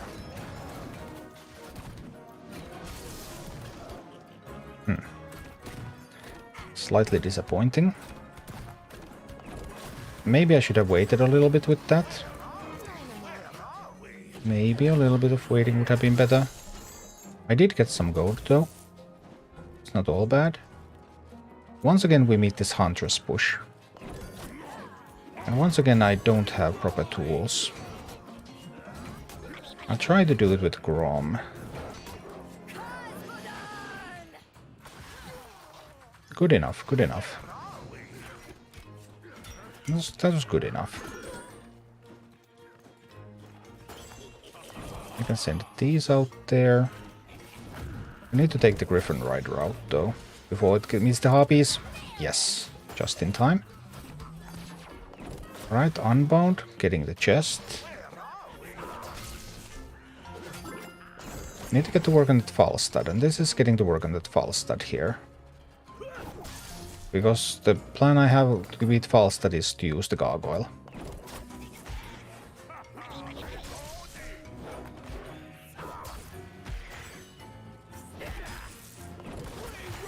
These will handle the footmen. Right, there we failed a little bit. There we failed a little bit more. And we died. What is not... I mean, Gargoyle on Falstad is a sound plan. The problem with the guy I don't like that is a little bit like, what are the alternatives? Drake maybe isn't doing that much. Do they have a roadmap set up on the Blizzard side for this or not really? There was a presentation at BlizzCon. Tom Chilton is actually the game director for this game. You may know Tom Chilton as Evocare, if you're an old Ultima Online player, or you may know him as Kalgan, if you're an old school WoW player, because Chilton was one of the original designers of WoW and a game director later on, up to Legion. He had a presentation at BlizzCon. There's a news video. If you go to my YouTube channel and you check out the playlist for Warcraft Rumble news, there's a news video where I recap what they told at BlizzCon.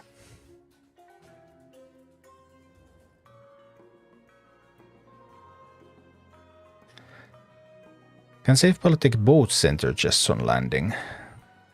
I don't think it can, but maybe it could. I'm not sure. I feel like I didn't get much value from the Drake.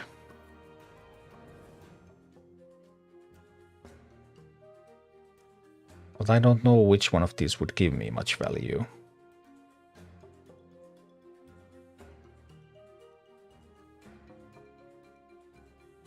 Low level execute. I have an Ogre Mage. Ogre Mages are pretty good, I hear. Hurling fireballs. It's also super expensive though. Pyro. What kind of pyro did I have again? I actually have a level 8 pyro.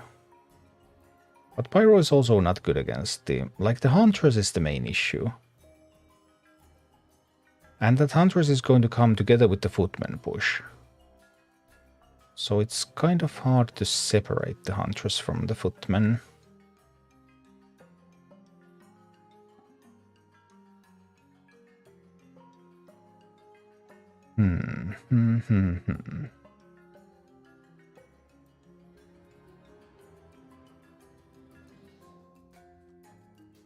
If I go just by levels, then because it's a horde slot, then I would get more levels on the grunts or on the shaman.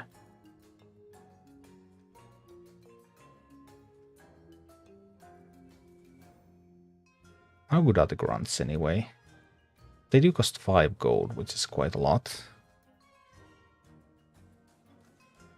What's the most broken mini in the game right now? Harpies? Safe Pilot? Wellpegs with the talent? Baron?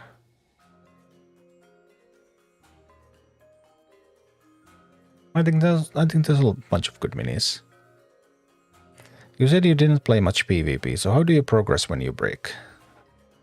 I haven't stopped progressing yet.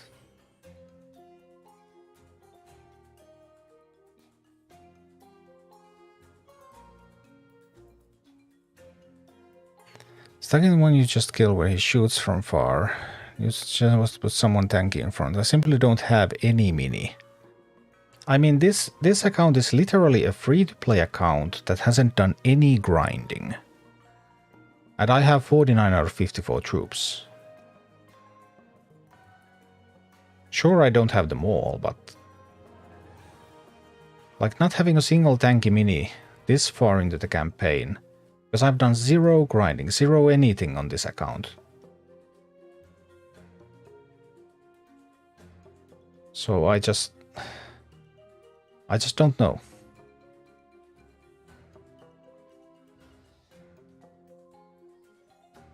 What makes Pilot so good? Super flexible. It's like a spell plus it comes with a mini. A troop. Thanks, Brian, I guess. Can Lightning kill the Swarm, then Tauren for the Huntress? The Footmen, no, the Footmen are tanks. They really, really don't die to that. What I'm actually thinking about is whether I would just run Execute there. It gets a bonus level.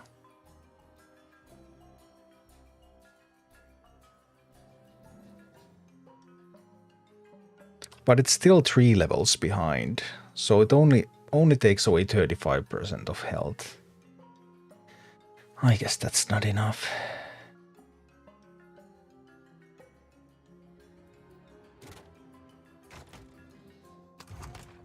Average cost of 3.6 is dreadful.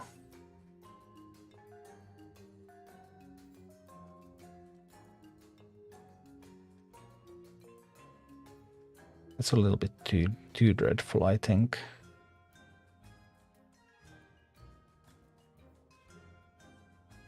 We could just polymorph again, I guess. We just poly the Huntress and kill it with Harpies. But does that make for a good guide? Is that too specific?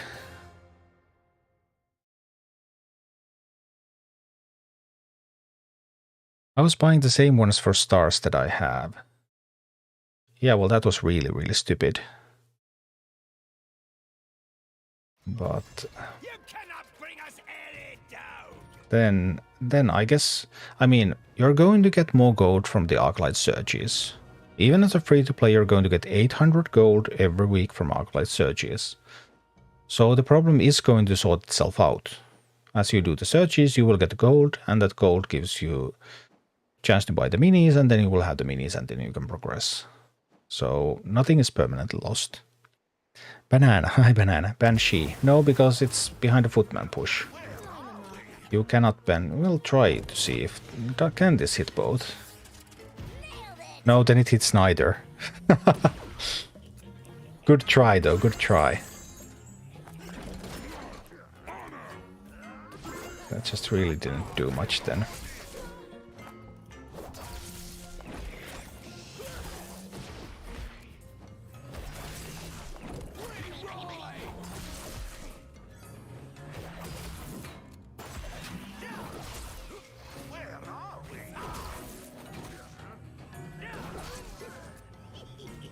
That's really, really solid work from the gargoyle.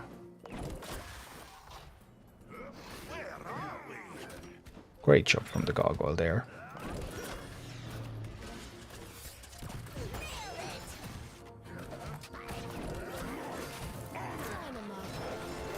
Gorm's gonna take on these and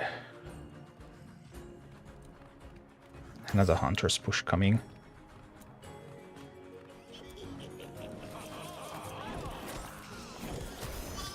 Ah, messed up the timings. Sorry, that was terrible, my bad.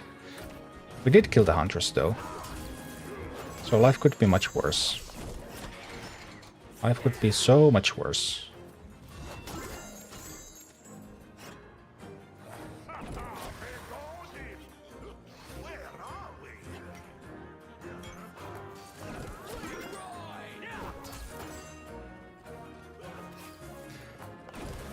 Let's add some more harpies to that fight. These gargoyles are just... I mean, even though the gargoyle is lower level than Falstad, still doing so much work there.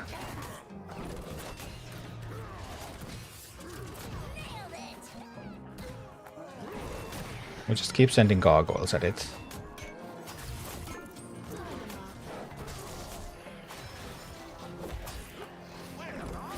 $11 versus 11. That's not a favorable fight for me at all.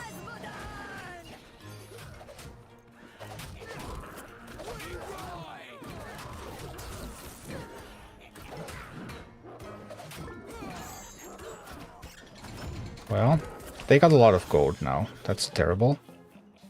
And that's going to kill the harpies. That was really good against harpies.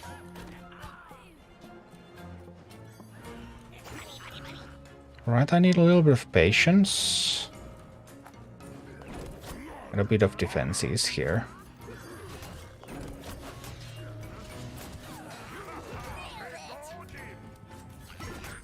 Okay, we killed the Huntress, that's nice.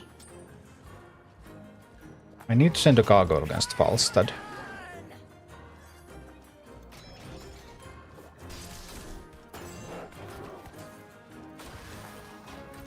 This side we need to defend a little bit. But it falls. Now, kind of the problem is that I now did it with gargoyle. Is that good enough for a guide?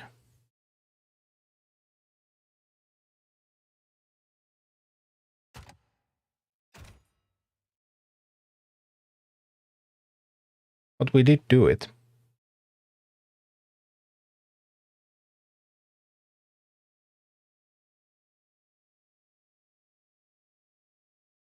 So I guess there's that. Maybe, I mean, we are at... This is the 50th boss. Maybe at 50 we can assume that people start to have minis. And the gargoyle is also lower level than the boss. So it's not like the gargoyle is even at the same level as Falstad, or higher. The problem is that I have always done that boss that way. I did it that way in closed beta, I did it that way in the soft launch. So... I don't like any of these minis, really. But we have to pick a star for somebody. Can you defeat heroic missions with each of the 5 families? Heroic missions have tricky changes and increased difficulty. Let's check them out. They are 10 levels higher. Defeat heroic missions with a leader from each family for rewards. Level 11 Gold Tooth.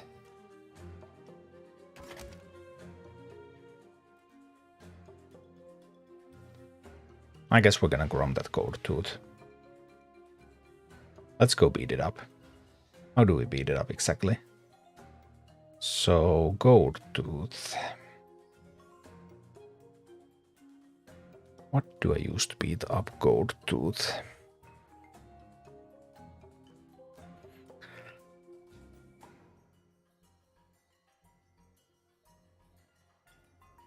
It throws the dynamites, and there's the miners that you have to kill.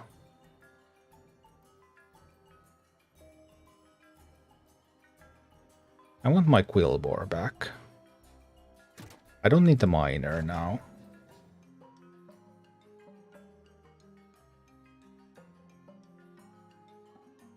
I need a tank.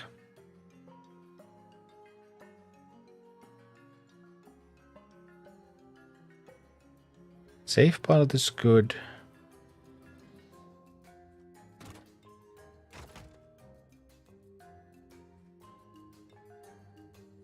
This could be... How many unbound do I need?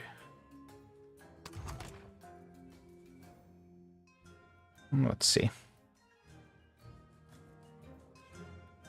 The works are lots of XP and gold if you complete the whole set. Yes, yes they are. Because now, every time you complete this with a new family, whoopsie, you get a tome, so XP. That's 5 times that you get XP from a single heroic mission.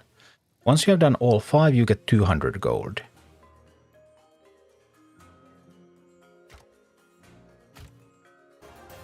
But let's see about this gold tooth a little.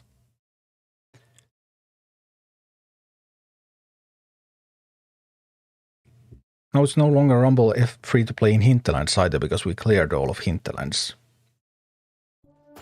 Yep, still no grind, 0 grind, free to play account.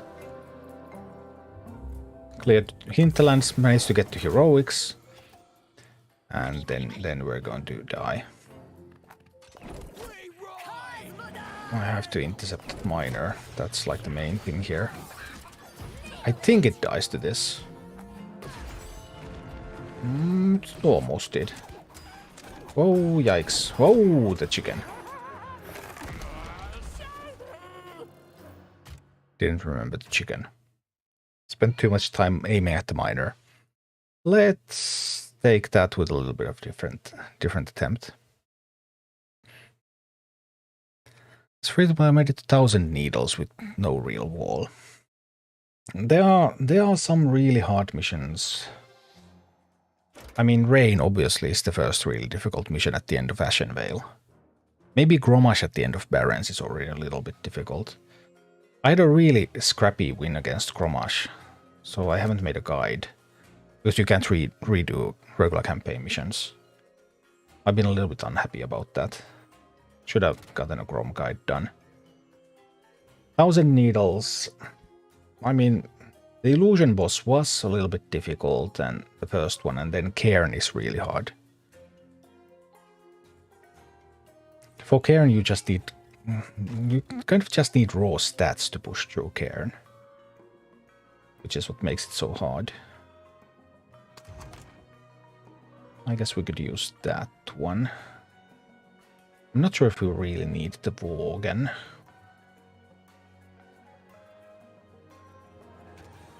Let's see.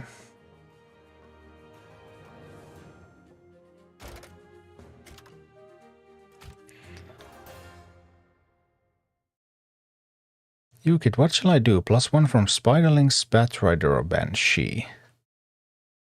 I mean, probably the Batrider is the strongest out of those, but like, what do you like to play with? Play with stuff that you enjoy. Have fun. Live a little.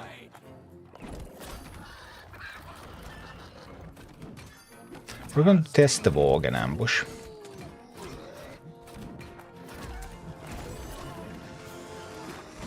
Worgen ambush is also enough. But chickens are killing my base. No! My base is poisoned and chickened. Well, that was unfortunate. Also, we can't let that mine. That must not get to mine. Quillbore, ambush it. No, we're already dead. Yeah. Well, heroics when you're underleveled. That's a whole new challenge. Because we are a full level behind the heroic here. Yikes.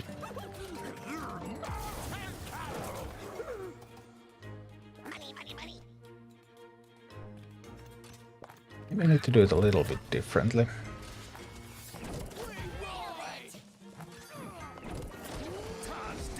I thought I got that. Turns out that I didn't. Oopsie.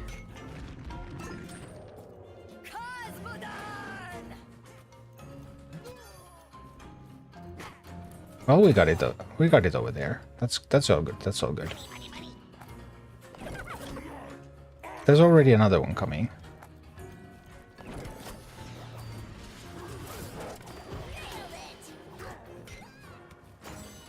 Oh, bummer. I could not stop it from mining.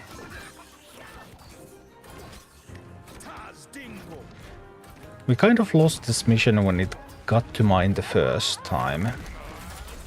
Because when they got to mine, that's when they got the gold to get all the troops out there. If my safe pilot was a level higher, it would kill it with... Or if it had the talent, it would kill it when it lands. But now it doesn't. So the Worgen was good enough to kill that immediately. We can do a Worgen ambush. Worgen killed it, I think. So we just ambush it with the Worgen. And we're going to kill those chicken with the safe pilot here. Like this. Then we're going to push here. Oh no.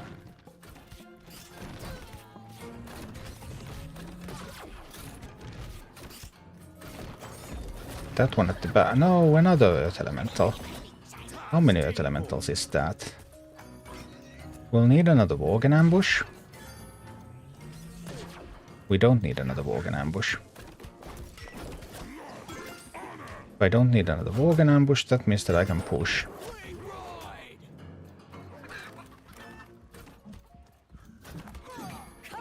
Safe pilot coming down. Boom, that's the chicken gone. We got all the gold. Yes, I like all the gold. Getting all the gold is good. Like that a lot. And we push. I send the Worgen out there.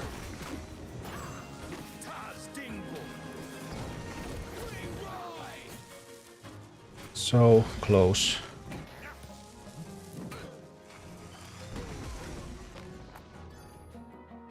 Easy, easy, easy. Patience. We need patience.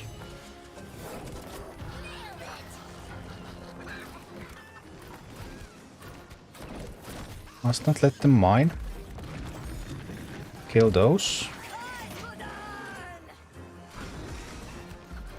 No, no, no, no, no, no, no, no, no, no, no.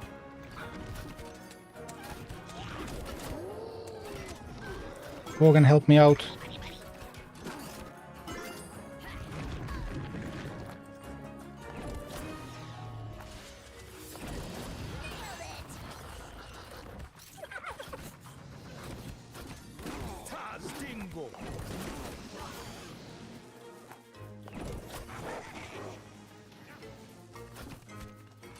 So close.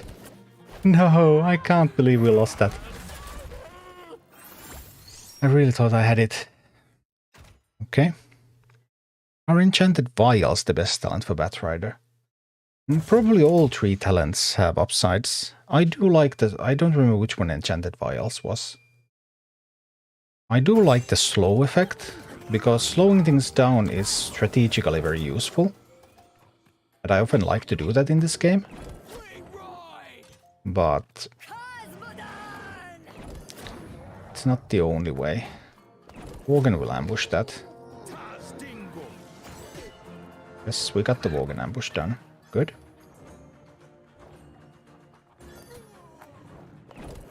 Get safe pilot on the chicken. That was wasted. It's now a waste of time. Patience, patience. Those over there. Stop the mining, stop the mining. Stopping the mine is absolutely vital.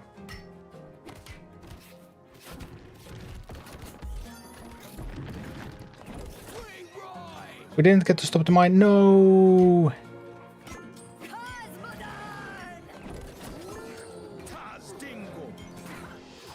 Well, we managed to kill it anyway. Okay. But we're probably not in a good enough position from here. Most likely we won't be able to do it.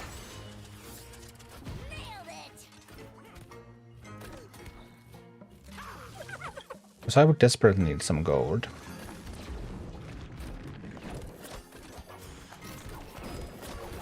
Yeah, we couldn't do it. It's really close with a team this low. We're a full level behind the heroic, but I mean, it is doable. We saw it on the previous attempt where it was so close. It can be done, I just need to execute a little bit better. Wanted to increase size of the playing pool. Many people seem to like that. Not sure. It's not awful.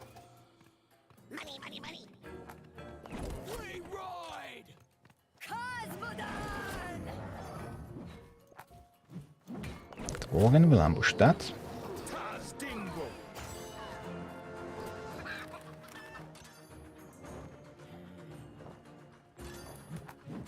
Drake is going to kill those. Yes, good Drake. Then we can send Harpies from here and Quillboard to tank for them. So we'll be able to get that. We'll be able to get that base, right? I sure hope we will. I was definitely banking on getting that base. That was a mistake now.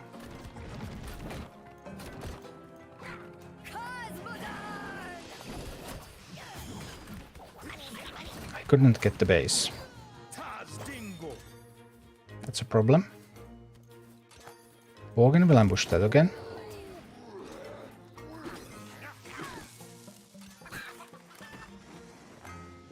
Safe pilot on these, but I need to get to mining. I really need to get to mining.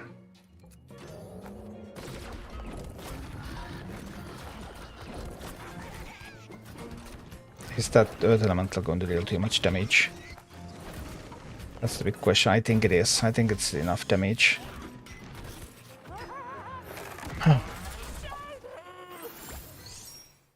Well, now we got the level on the Harpies.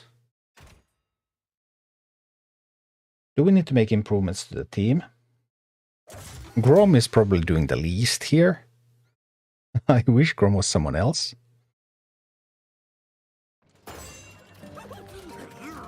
Having the critical mass of Unbound seems really important.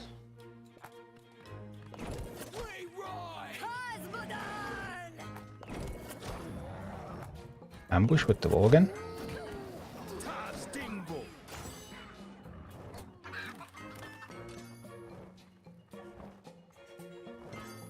It's a little bit behind now. Drake will die to the troll, but that's okay. We have the push here.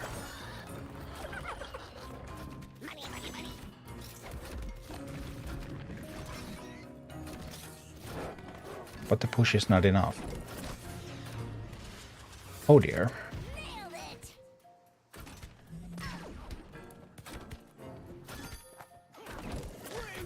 We died.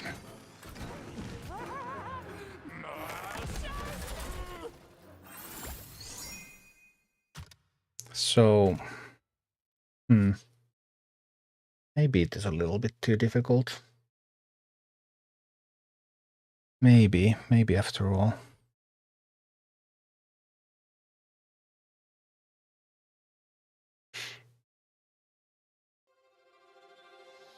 I mean, I'm quite certain that it can be done, but I don't know how many times I would have to try.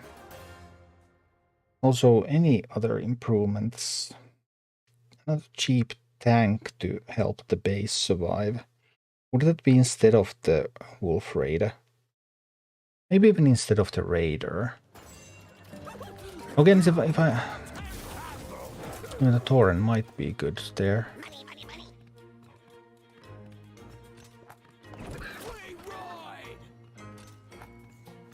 I want to try something a little bit different here.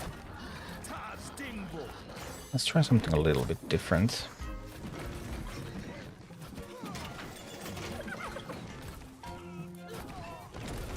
Now the chickens are coming. Too many chickens.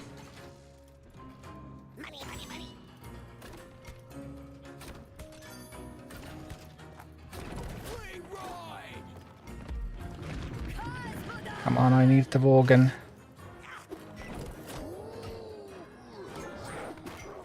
Oh, Worgen was not in time.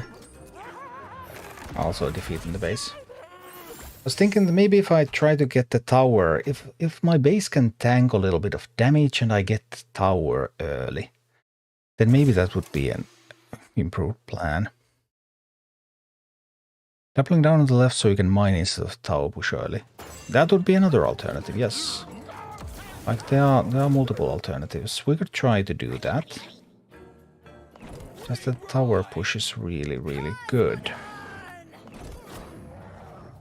Because think about where are all these units going. They're just going to die at the boss. They are not going to get... They're not going to get things done.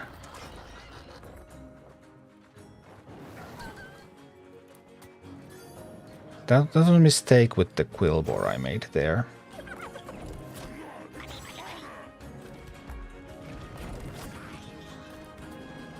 Made a mistake with the Quillbore. Positioned it a little bit too far. Now we're just... Now it's all going downhill. They got to mine and that's a disaster.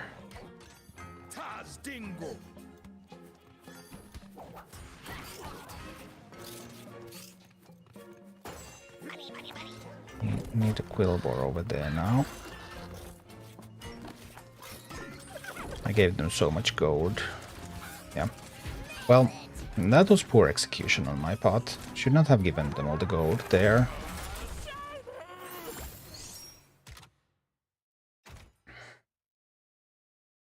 But there's the problem that AI, if you don't control any towers, then the AI is going to use Earth Elementals to... Then the AI is going to use Earth Elementals to attack your base. And because my base is... Because I'm underleveled here, then I'm really vulnerable. Whereas if I have a tower, then the AI is going to concentrate the Earth Elementals on the tower. Which will be very good for me.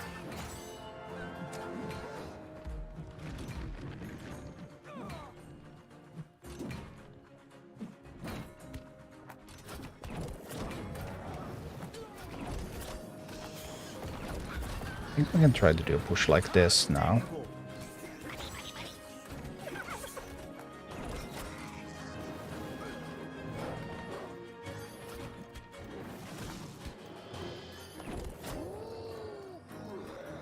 And protect my miner, of course, but...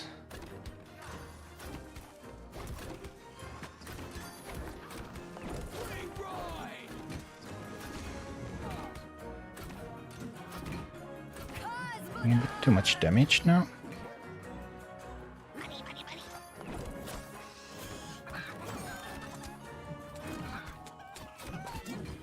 Always have to kill those.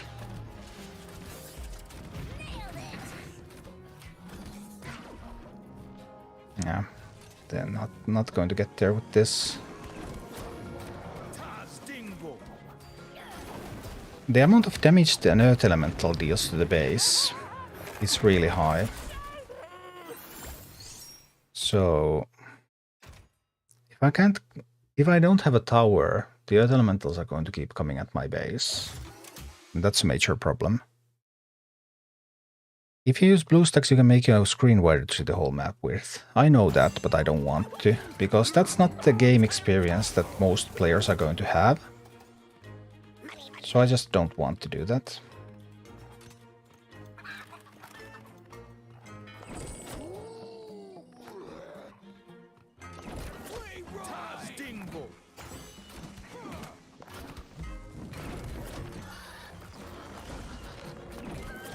Another Drake here.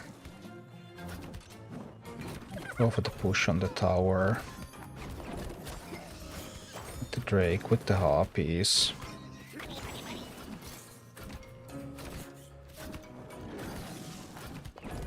Nah, I needed the Worgen to ambush that. Now I got the tower, but it cost me too much. Also, I cannot stop this Earth Elemental now. But I can't stop that, so it's over. Yeah, that didn't work out. This is hilarious when it reaches the base, though. Hi, Double. Thank you.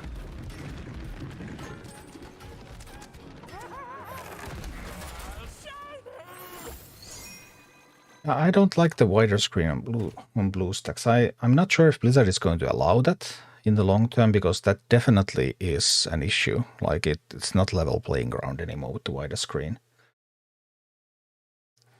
So that's one consideration I have, and the bigger consideration maybe is that people who are playing this on mobile, they want to see what it looks like on mobile. They don't want to see what it looks like in someone playing a completely different game. That's not going to be helpful for them. Should release a PC launcher. There have been a lot of people requesting that, but Blizzard has consistently said that they don't intend to do it. But we'll see how it goes.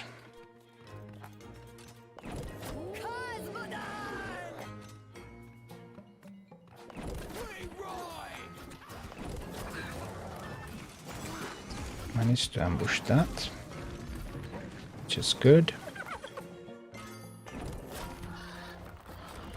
Managed to get this push underway, which is also good. There is the Earth Elemental coming now.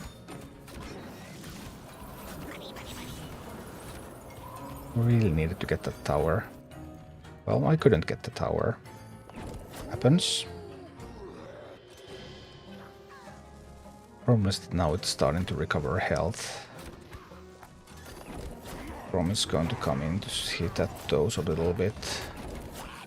Try to go to mine from here. Need to stop the troll so the troll doesn't get to hit my base. But the prowler already is dealing so much damage. No, and the troll, no! Ouch. May need to think about this a little bit more. Hi, Matini. Hi, Emir. Ray, I'm one sigil away from Heroic. It's gonna be great once you get there. Heroic's awesome.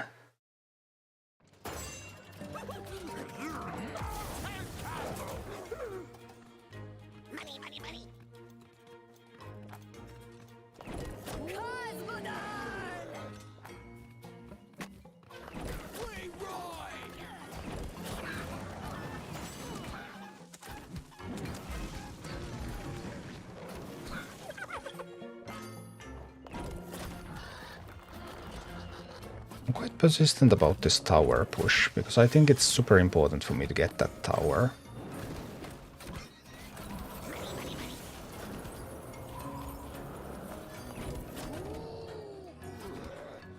Oopsie, that was a mistake on my part. And that ends this one. So we're done. We restart. I just think the tower is mandatory for me to get. So because while I don't have the tower, the pushes on my base are so powerful and so constant. And the Earth Elemental risk on my base is always there. I believe I cannot afford it. Like, if my base is higher level, it can take more damage. But my base is not very high level, so it just cannot take that much. It just cannot take that many hits. What if we try something like this?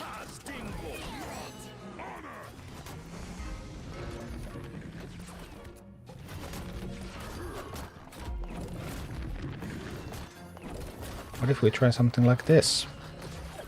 What would happen if we do it like this? Nope.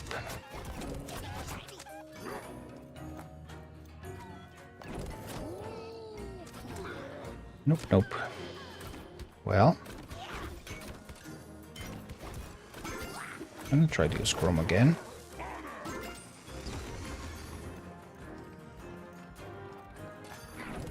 We'll try the Chrome and the Raider now. Pushing it with those.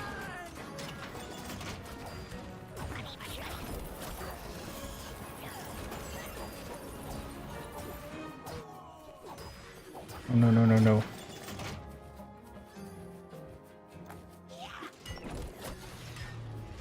Can the hobbies get to that in time? Can I get to the base in time? I can, I can. Oh, Harpies might not have been in time after all. Harpies might not have been in time after all. Now it got to 51. No. It got to 61. No.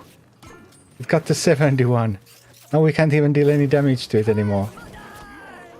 Oh. That ended in... Ah, that ended in a rather hilarious defeat.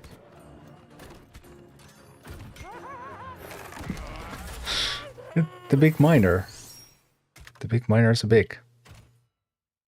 Is the level 51 miner a heroic mechanic? Yes. I should have a recycle grid, but the game didn't give it to me. Last night at 00 I didn't get nothing to reset the shop. You don't get one every day. You don't. Every night at 000 the grid falls down by 1. The bottom row goes away, then there's a new top row. There is no complete reset of the grid apart from the buttons, and you don't get buttons every day.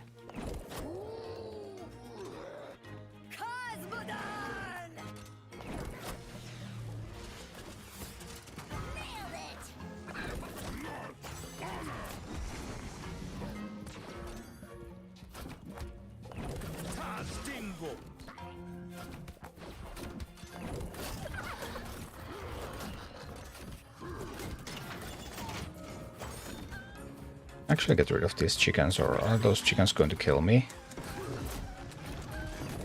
Interesting question. Well, the chickens didn't kill me.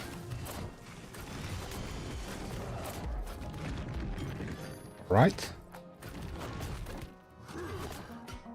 The miner's there. No, no, no, no, no. I needed to ambush that miner faster. Oh man, I messed up the miner ambush. Alright, we're going to do it again. We're getting quite close with the execution. We're getting quite close. Yes, it moves one row only. Do you have tips to beat the final Ungoro boss? I don't remember which one that was. It's the Devil's Orc Queen. That's one of the most difficult ones. Yeah. Oh noes. An error occurred. Yeah, I think I was over-leveled when I did that. I'll let you know once I get there with my free-to-play campaign. Then we'll figure out an under-leveled way to do it. Bat Riders are good. I actually didn't have Bat Rider on my main account when I did that. Griffins with the extra range are good. Stuff that can hit it from far away is good.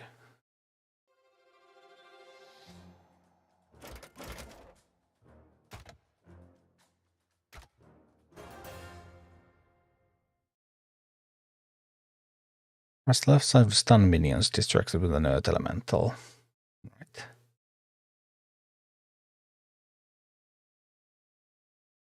Bat Rider sucks. What? Bat Rider's a great unit. We will even play the same game.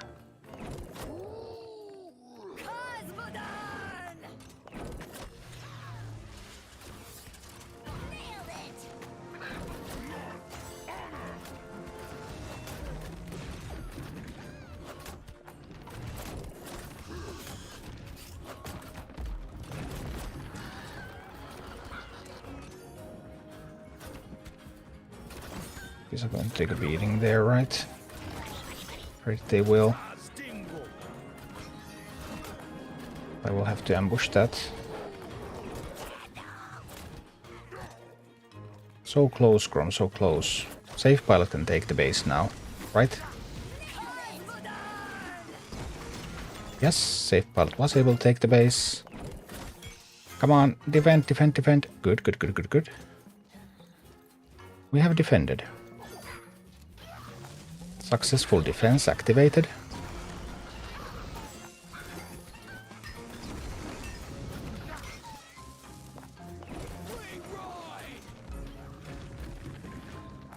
No, no, no, no, no, no. The Earth Elemental.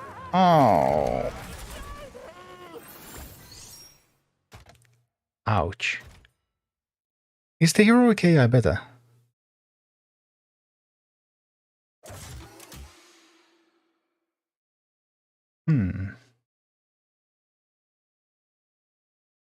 I could actually have a Bat Rider right here instead of the Drake. I could actually have a Bat Rider right here. That will change everything, right? I could use a Bat Rider right here instead of the Drake. It will be glorious.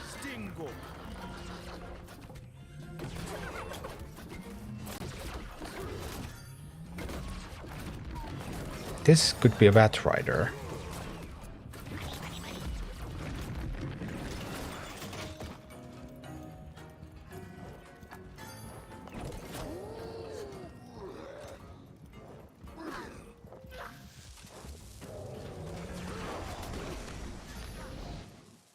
Alright, so far so good.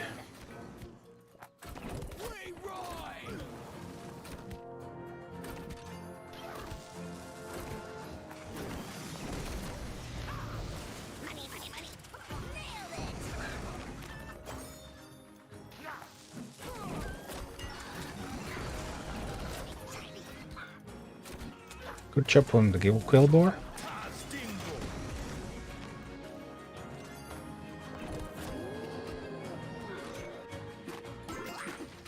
Alright.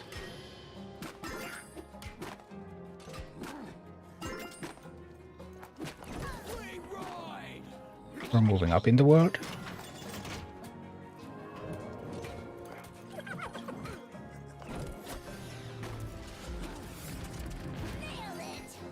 I like this. I like where we're at.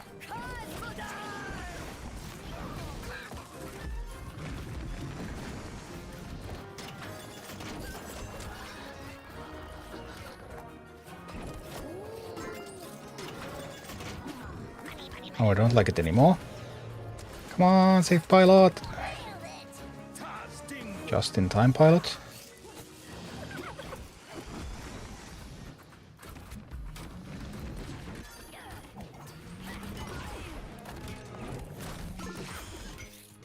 No, they get to mine. Alright. I cannot stop them from mining anymore. That train kind of left.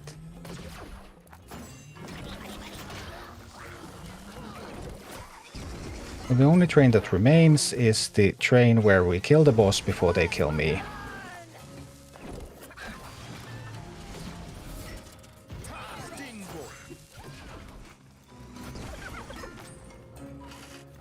No! So close. Can you really justify taking a Bat Rider instead of any other AoE unit? Yeah. We can take a... Did I press try again? We could have taken a Bat Rider here. Because I think Bat Rider would have done better than the Drake in that particular fight right there. Because it was cheaper. Did I go to the main menu? I did. We're going to put the Bat Rider in.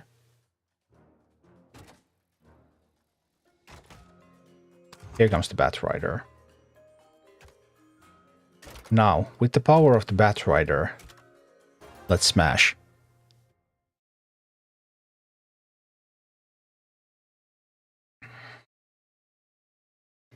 By the power vested in me by the lower gods of the trolls, we're gonna Bat Rider all over this place.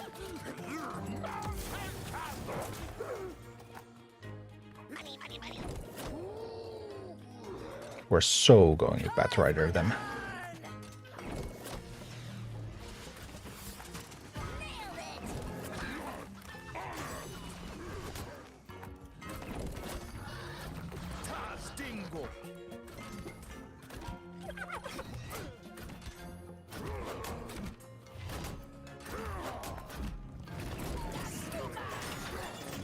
Just look at that Bat Rider go. And then the harpies. Tree gold, come. Borgen. Borgen's in time. Zero worries. Bat Rider is here. And we are going to win.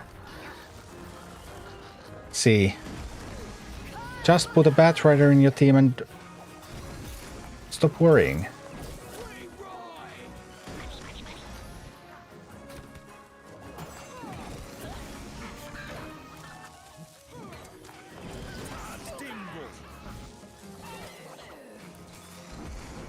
Apart from that troll, though. That troll was painful. Fine. But it's okay. It's okay. We're going to get to mine. We're going to do another push.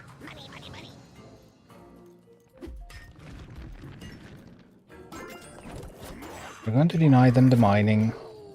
We're going to use the power of harpies. Go, Grom! Grom Marsh! Hell Scream!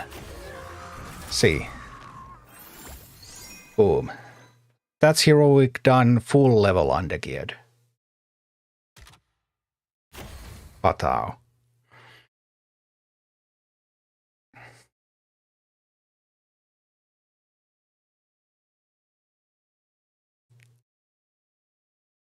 Gonzobanchi, is the PvP level cap based on individual leader honor? If I have one at 3k and another at 0, what happens? Yes, it's based on individual leader honor.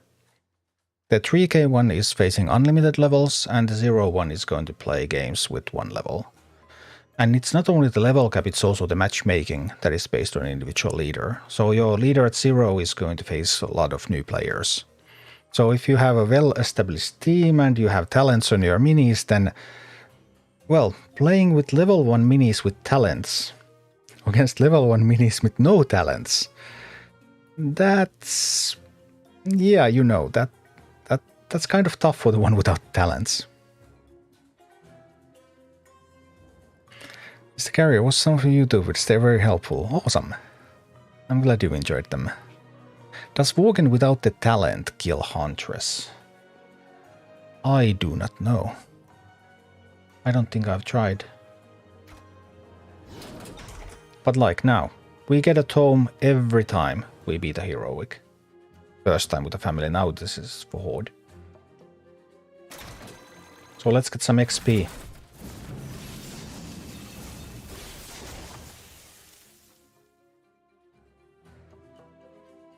I mean, levels for Grom can never be bad, right? When I make the YouTube video of this one, people will say that it's only because my Grom was uncommon and had a talent that I won. It's going to be sad times.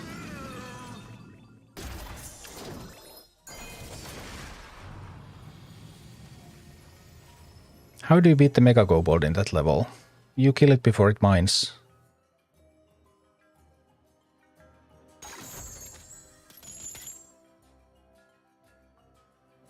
So this is the army I used.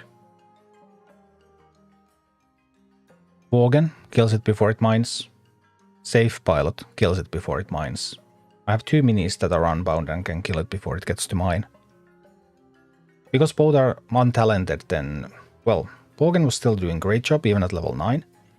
Safe Pilot needed the first hit and it needed to shoot before it dies, but still. Hi, Skellox.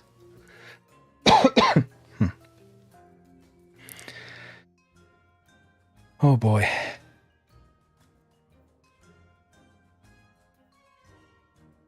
Yeah, that's the team.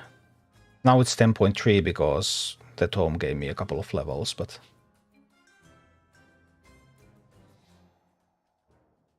Yukid, I never get Drake in Son of Arugal at the start. Is there a trick?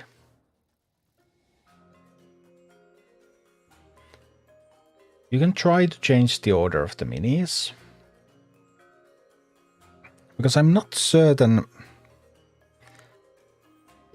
Theoretically, it shuffles your deck at the start of a game. So the first 4 minis that you get are random. And after that, every time you play a mini, it goes to the bottom of the deck. So then it's going to be the last one that comes up. But it also does appear to me that sometimes the random seed at the start of the level would appear to be the same. So sometimes you get multiple times the same opening hand. But I'm not completely certain about that. I haven't done a statistical examination of it.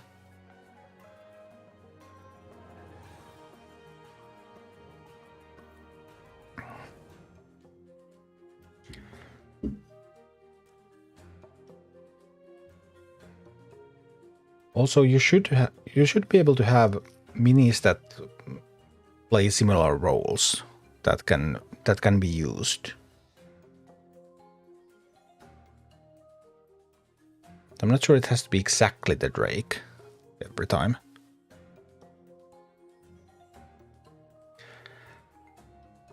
But yeah, that's some free-to-play progress right there.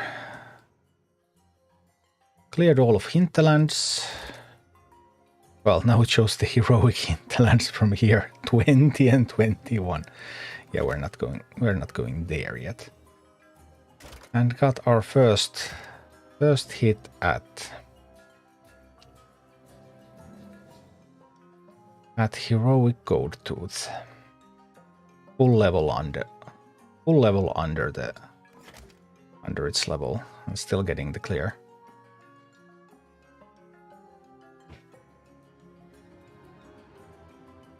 Does the strength of the opponents in quests depend on the average level of your current team you're going in with?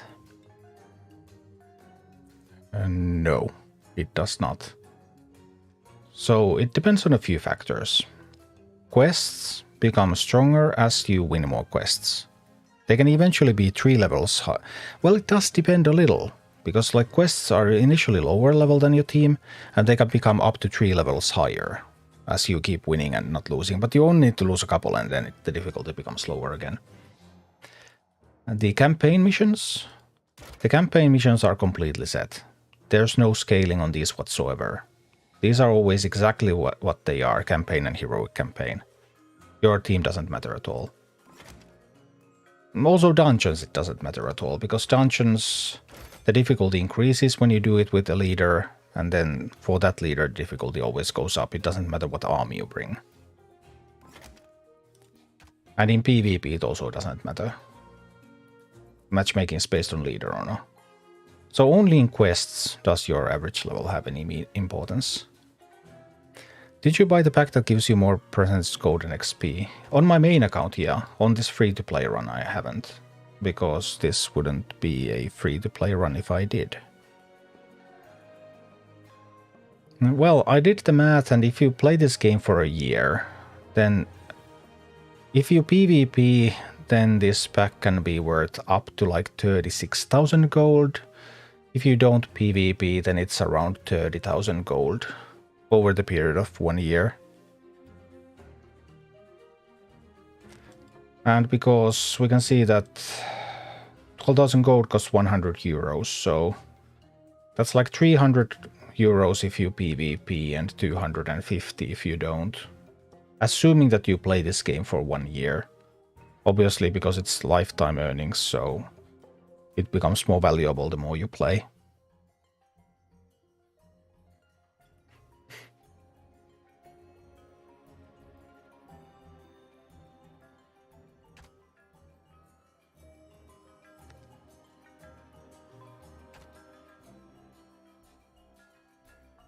Yeah, I made some great progress here. Whew. That was quite a bit.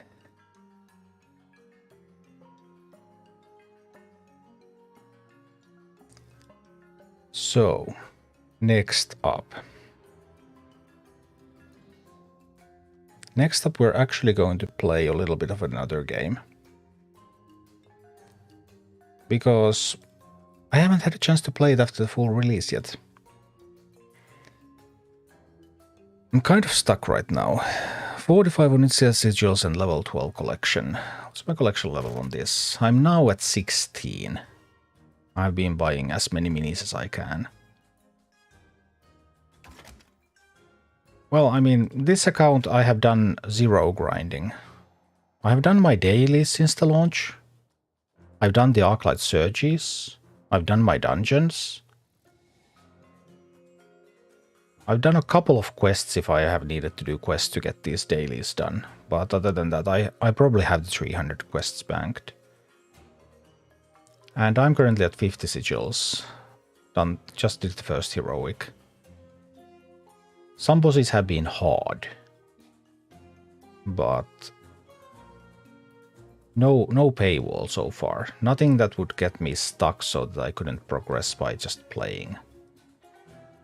But I would still have the PvP and quest. I think I did yeah, I've done a couple of PvP games. I got a couple of tones from those. But very little. Quest and PvP could still give me a lot of XP if I needed, so definitely not stuck yet.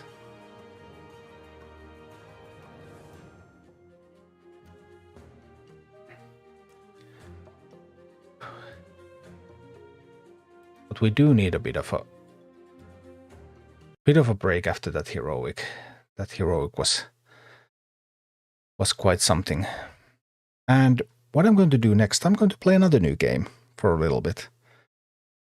Because there's this fun new game that came out. Unfortunate timing with the release, by the way. Unfortunate timing. Because Cards and Castles, you can... Cards and Castles 2 is now out on Steam, Android, and on iOS. I just need to change the C Cards and Castles 2. Does it even recognize the... Create another phone game to get me addicted. But you can also play it on PC. So I need to just get the settings right. Where can I find my stream info? Because we need to change the category.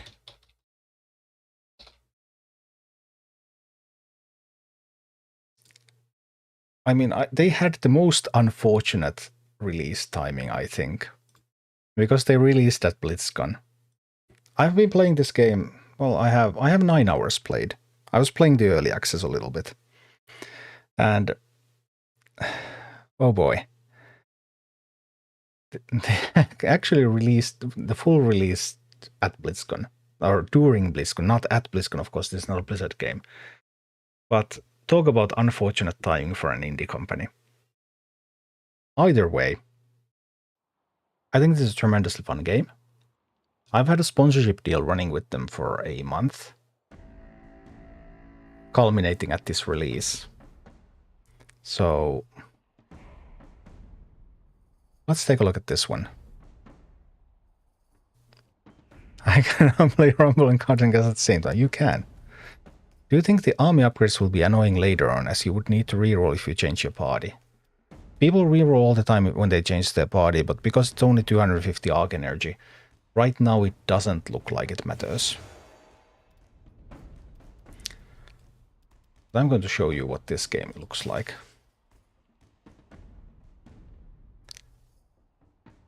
Because let's go. Might also tweet that I'm live now.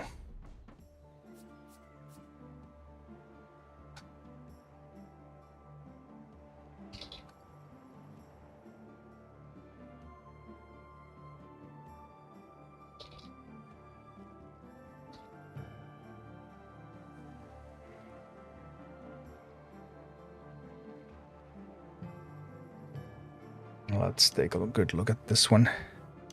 What with the... Whoa, yikes. Forgot that I need to mulligan. Might be a bit early, but I think you still have to switch your scene for YouTube. Oh boy.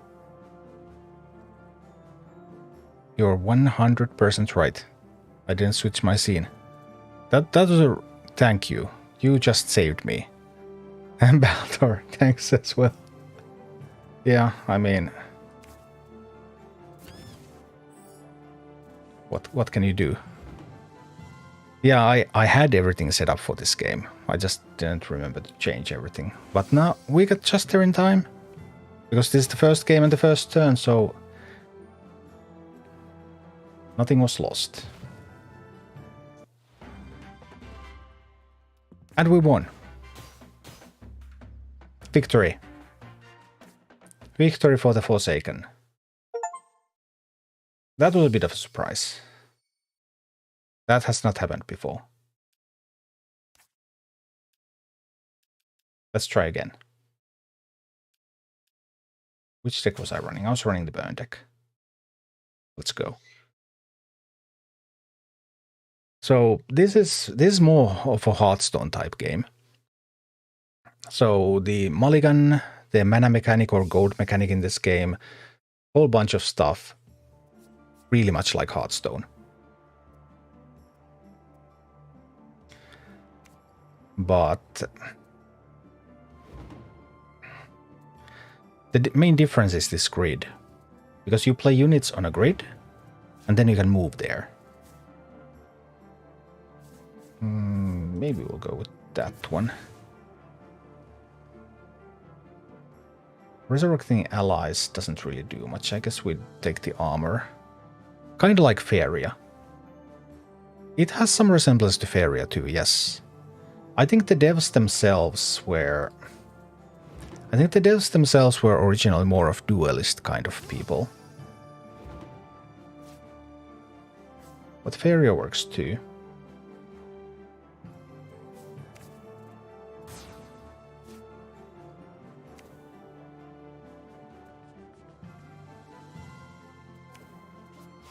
We'll just smack at that. Here we go, here we go.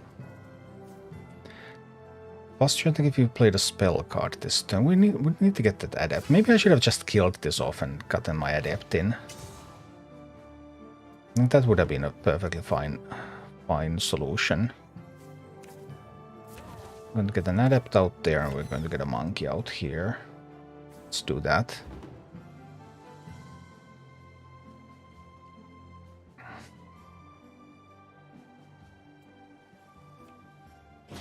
I didn't play a ton of Duelist.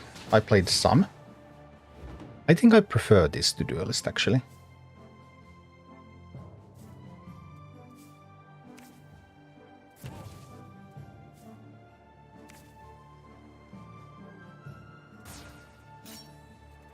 We have a trap. You're going into my trap card. Maybe.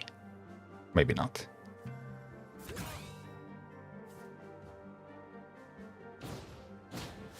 No! A beautiful unit destroyed. Well, that was annoying.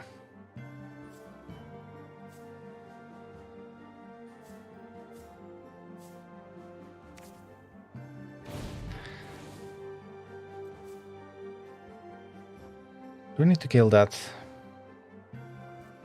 Not necessarily. I can just death strike here, I think. I mean, put the monkey out there. Maybe. I think they have answers to this too, though. Are they playing some kind of a control deck? Because they're killing everything that I do.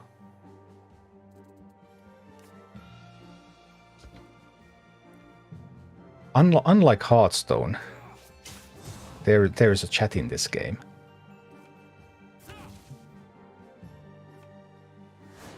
Oh, nose. Big one. What can I do? I mean, I can kill it to protect my unit. They will get 2 cards.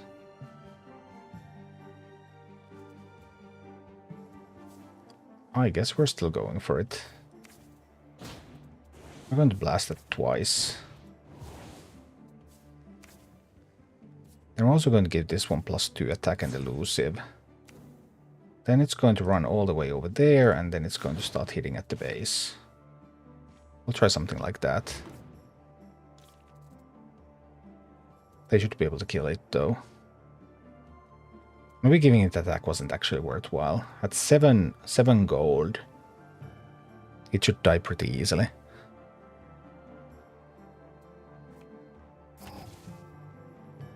No, that one got in charge. I'm all out of stuff. I would really need to get the draws with that.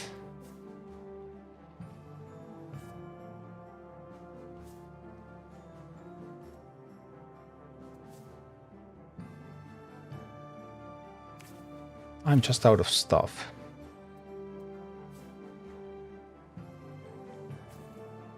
I'm just out of stuff.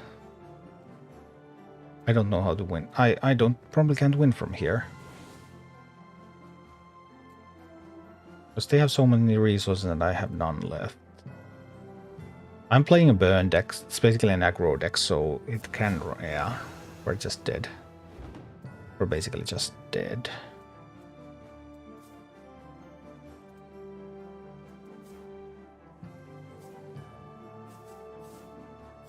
Two damage. Even with all the damage, it's not enough.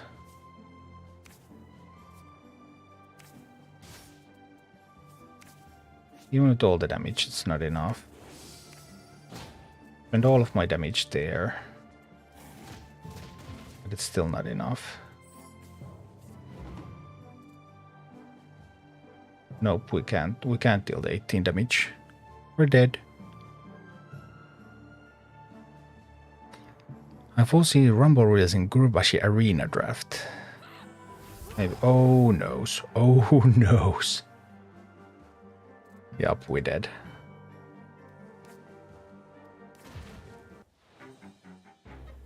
Defeat. Sad times.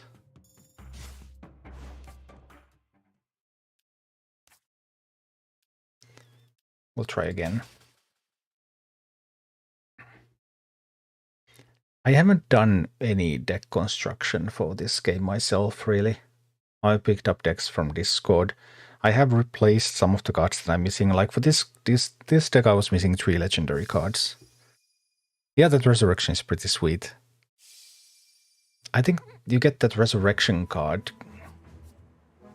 You used to get it in the new player experience, I think.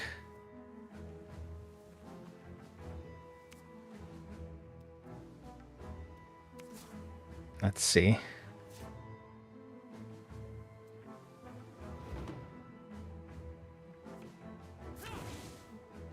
Bandits, eh?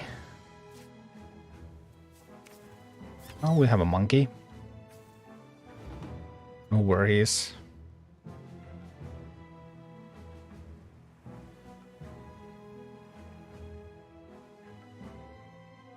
My killer monkey will handle this.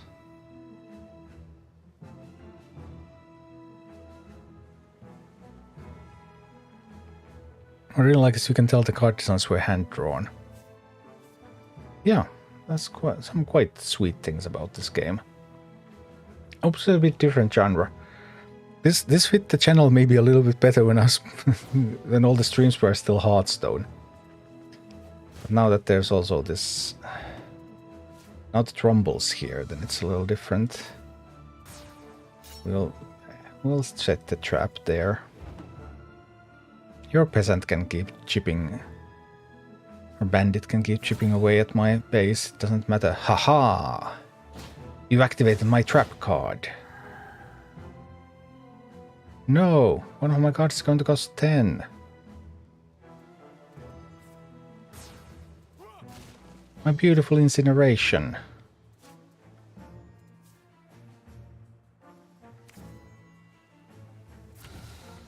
And it over there. I think we're going to Spirit Blast. It costs 3. Oopsie. I don't know what I thought there. I for some reason thought this was going to cost 2. Obviously that was not the case. As you can tell. Another one's going to cost 10. What? Well.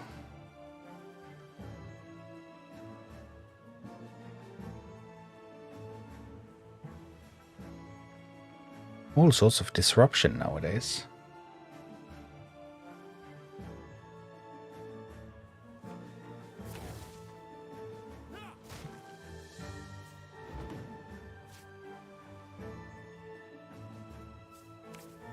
Well, I need to blast in that one.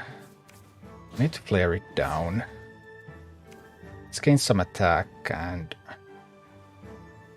it's going to go for the castle.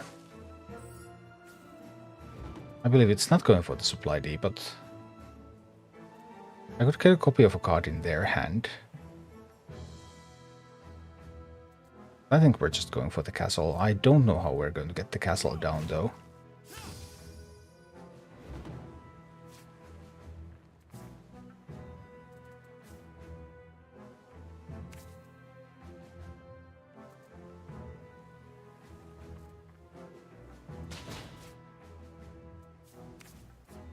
Let's do attack and elusive on this. We'll move behind the castle. So now it's out of reach of this peasant here. They should certainly have some way to kill a Drake. I mean, it only has 3 health. I'm not worried about those peasants hitting my castle.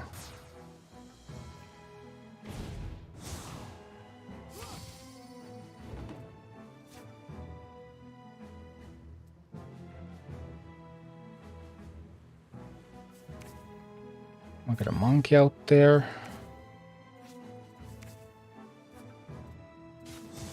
We'll multi-strike a little bit. Alright. I believe. Although these two both costing 10 is kind of awkward.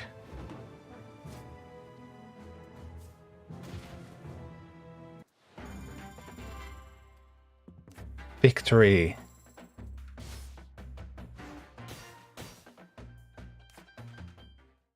Victory for the burn.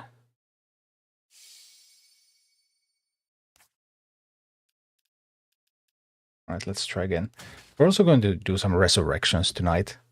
Because the tombstone mechanic is another fun one.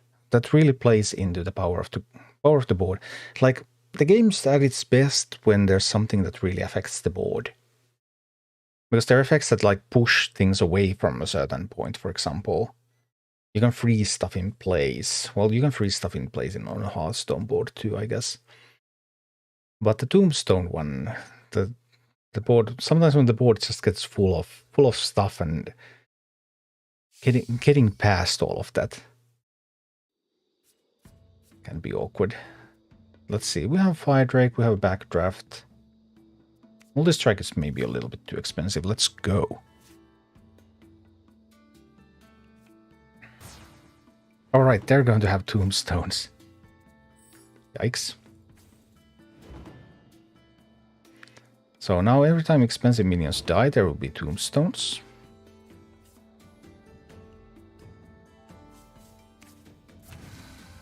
And those tombstones will end up. Then they have cards that abuse those tombstones, deal damage or summon zombies or stuff.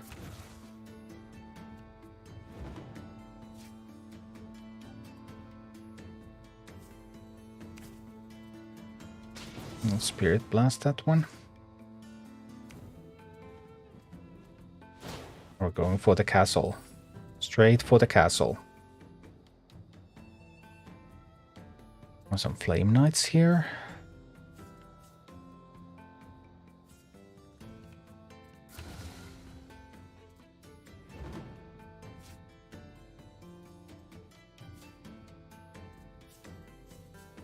I don't have anything that would actually kill that one. But I can do some fun things, because I can do this. That's going to gain more attack. Then I can actually do this. We can give that +2 attack and elusive. And then it is going to... It actually can't escape, right? It actually can't escape. That's always going to be able to reach it. No matter where I take it. And we'll take it behind the castle anyway.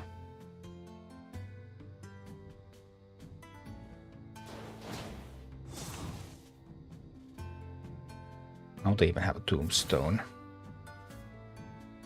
The squire is going to get killed, but that summons more tombstones, so we're so not out of this yet. Actually don't have a fire spell now. That's a bit awkward.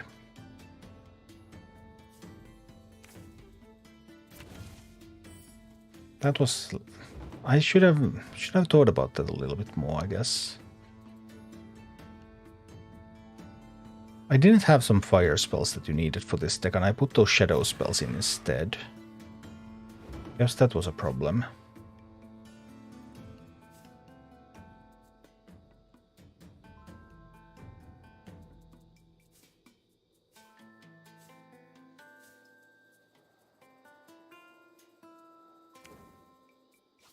We just need to kill that. Our own unit dies as well. But just let that happen. I'm gonna Fire Drake out there. Get the Adept out there. I'll even summon a Peasant out there. But now with 4 tombstones, there could be some powerful tombstone synergy cards played.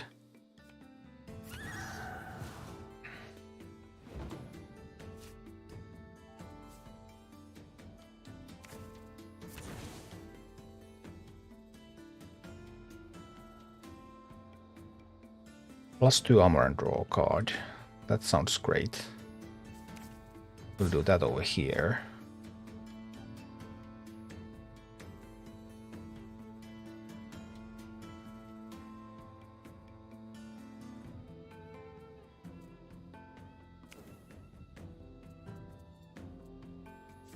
This works, right? I think this works. Move this all the way over there. And attack that base.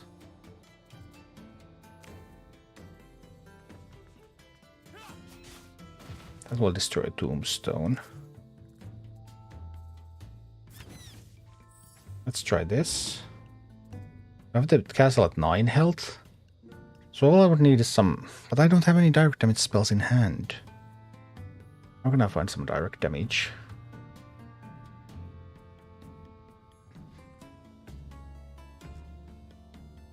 This one currently can't kill, that it has 3 health and 2 armor, so 5. And this is 4 attack.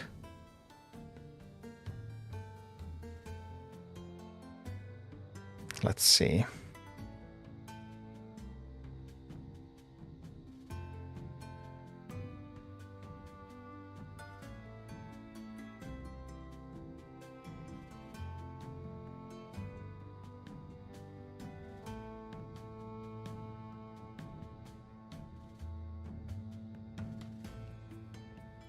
We'll see, we'll see.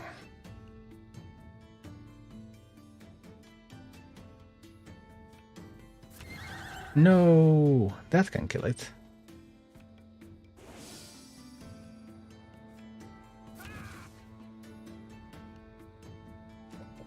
Somehow I need to get a few more points of damage done.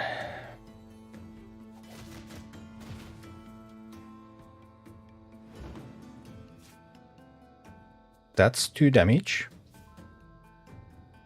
That's 2 damage right there.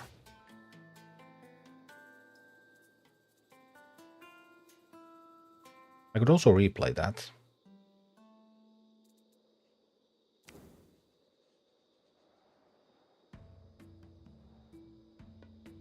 This strike unit can't quite get to that one.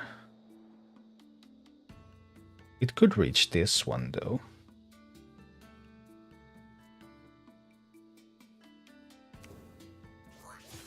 That can take away the tombstone.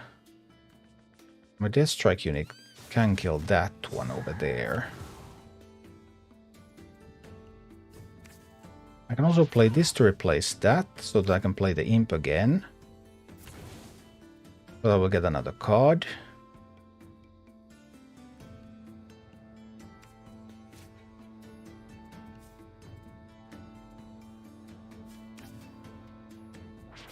I can play another one of those.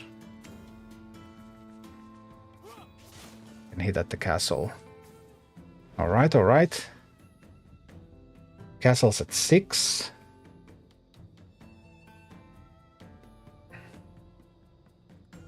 Can we make it? No, not man the cannons.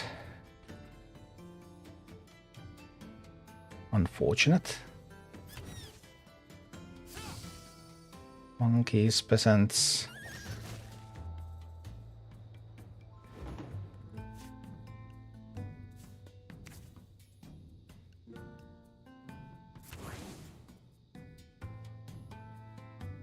Lightning bolt?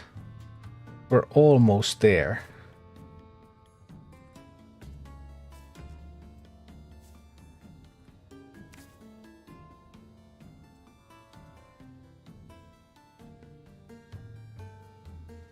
Almost, but not quite.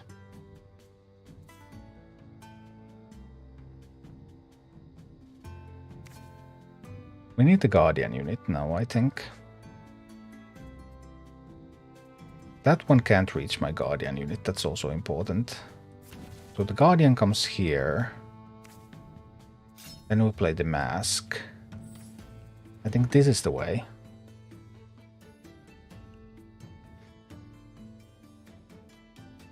We have 3 damage from the Lightning Bolt. We need another 3. We have a deck full of burn. Let's need a bit of time.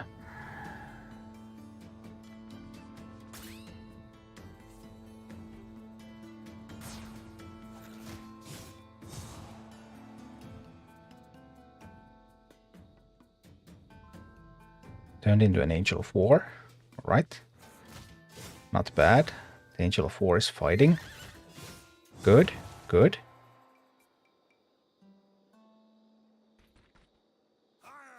Dabu, you did most of the campaign stage orange difficulty. Well, on the free-to-play campaign, some of that has been done as orange, yes. I think orange or yellow, for the most part.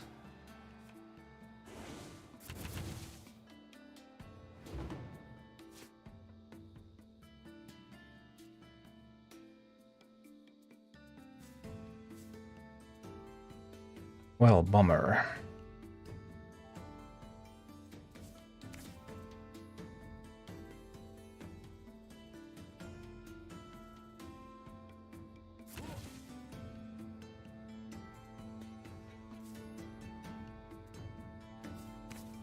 I'll have to kill that.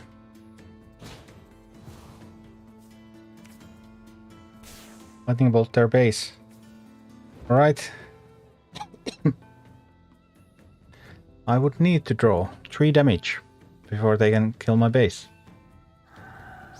No! The heals! Not the heals. Oh, noes. Now I will not be able to do it in time. I'm constantly out of cards with this deck, I find. I just don't think I have had nearly enough damage. Maybe replacing all the legendary cards from the deck was not a perfect plan. Just an idea. That might be the case. Not sure. Not sure at all.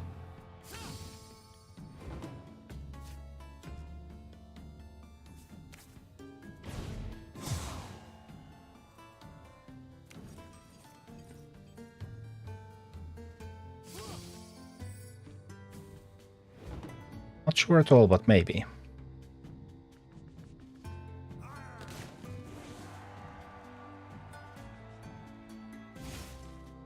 Do they have it? I guess they have the final 4 damage.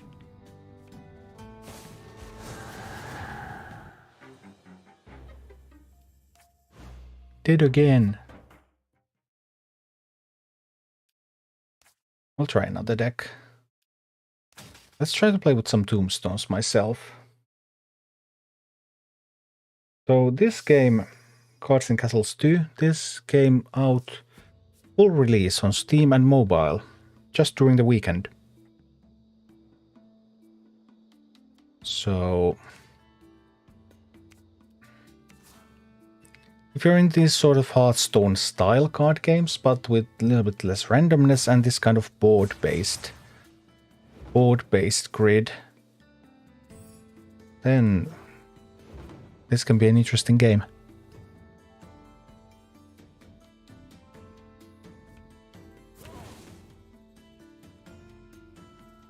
Sensei. And more. Okay. Lots of discounts coming.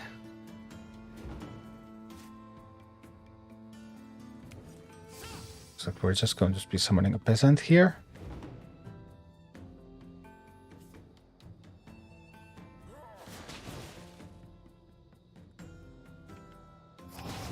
No. I'm getting beat down. What can I do?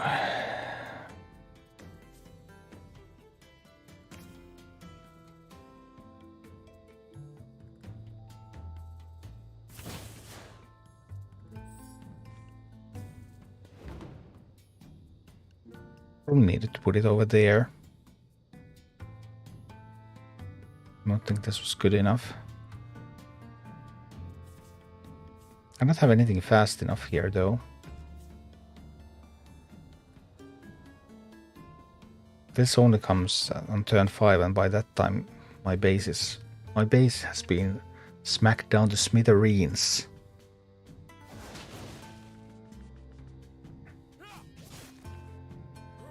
Yep, that's aggressive.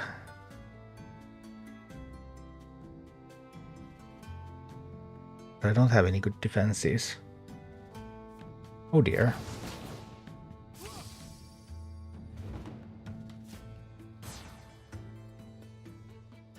No good defenses whatsoever. I have to use this to take down something there. Try to get something on the board. Well, the Witch Doctor is coming next turn potentially, but then they still get another turn of hitting my base before that actually does anything. So that's still no good. Too much damage coming in.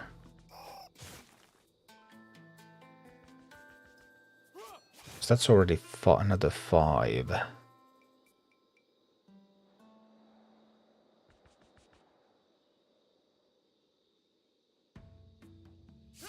Not good, not good. Oh dear.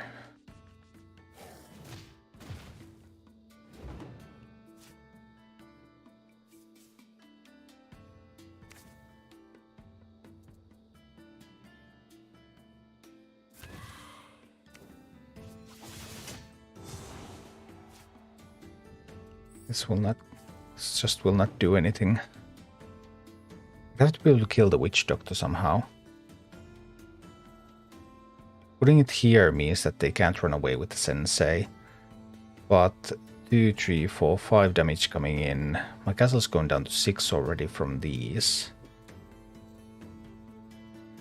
And then they will have more damage coming after that.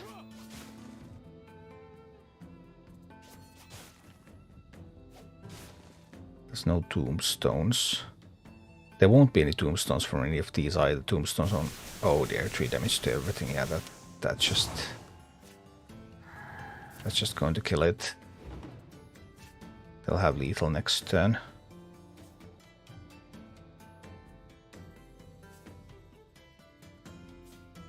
Quite sure that they will.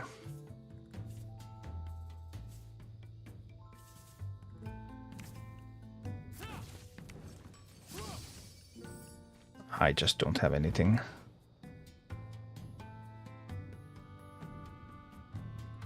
Tombstone plan really not working out very well for me either.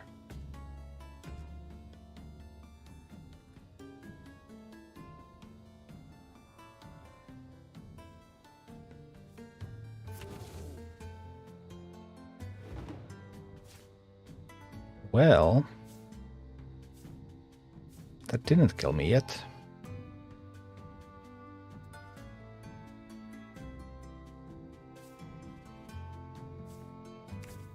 Make a horse. Horse can make the Titan a little bit smaller.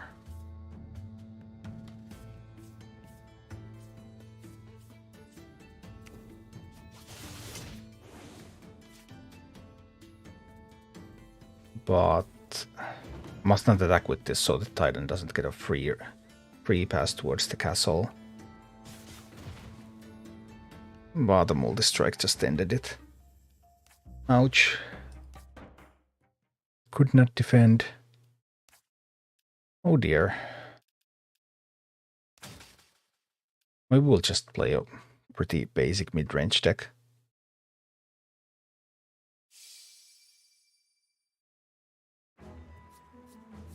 Let's try this approach.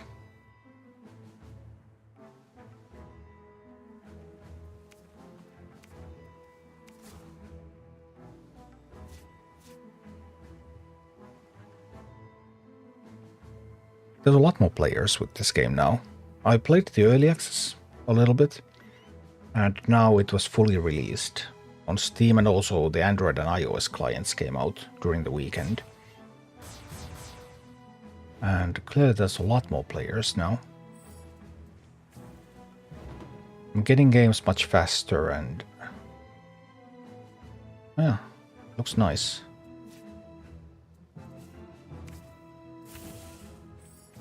Alright, let's go.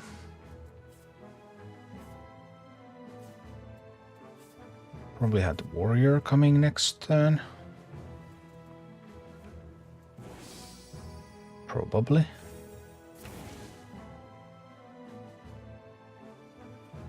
It's gonna be perfectly fine. Because that one dies to my minions. The last will affect.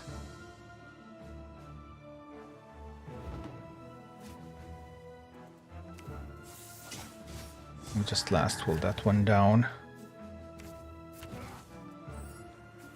And get the warrior out there.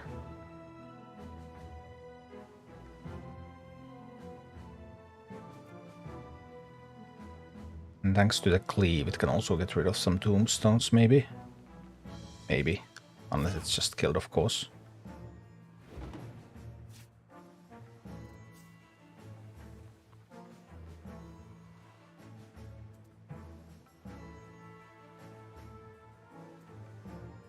That's annoying.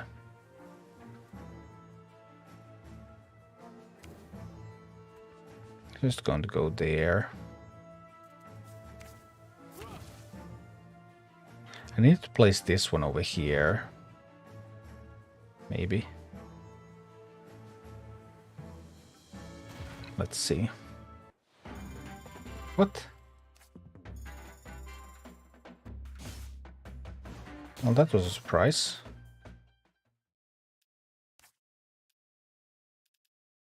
We haven't gotten any real wins.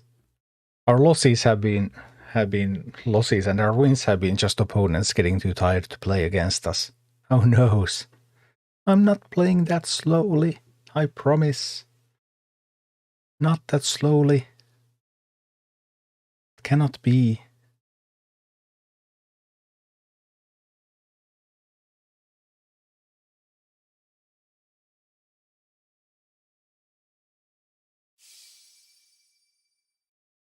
All right, let's go.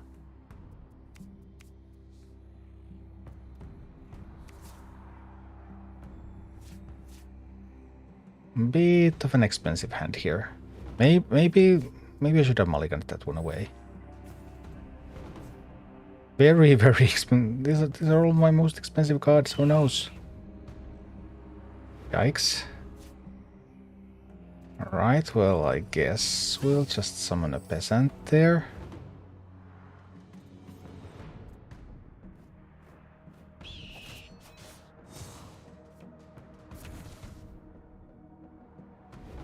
Costly, I see.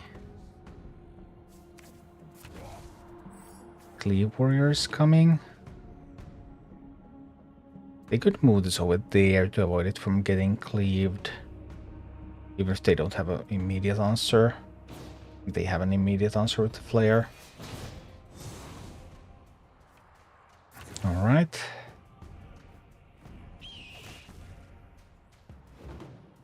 It's okay. Ooh, the rider is nice. Rider's really, really nice.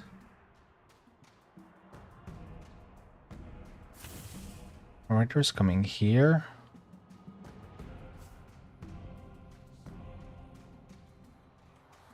I still will need something to play next turn.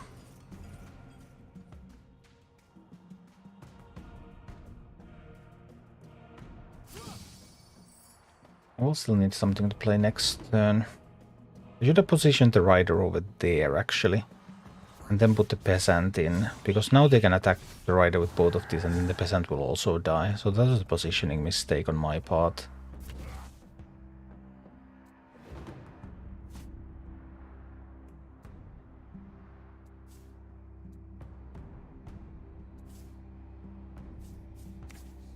We're just going to kill that and... Right, alright. We have a Titan coming.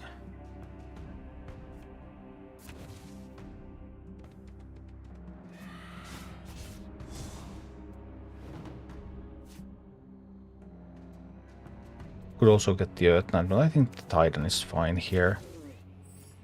Let's get the Titan out there. Still another positioning mistake. Should it have gone here so that it would threaten to also attack? Now it's only defending. And again, it is a Guardian, so this now cannot attack the castle, so I suppose it's okay.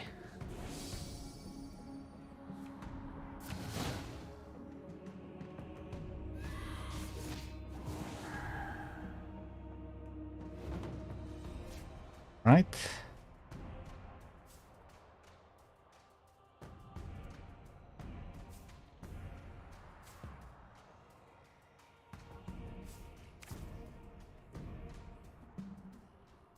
I actually protect the Titan by playing these here. Now this can't get to the Titan. Hilrek, who is this games? This is Cards and Castles 2.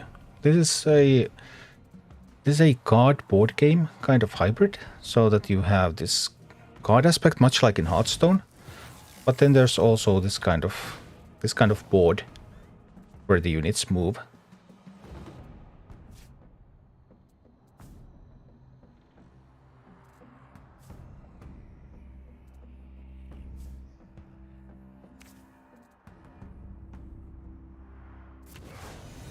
I'm gonna still do something like this here. And this is still fine. Didn't want to charge into that particularly. Because with that 5 attack it still deals a lot of damage. 2 random spells to your hand. They have a lot of cards in hand. Let's see.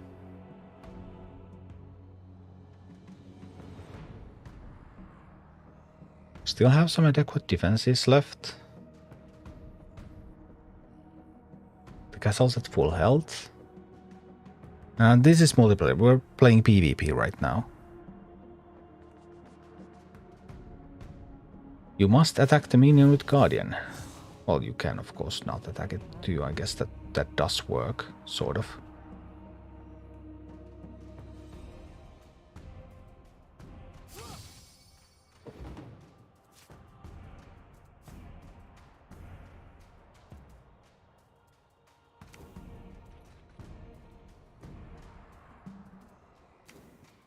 I'm gonna try to kill that.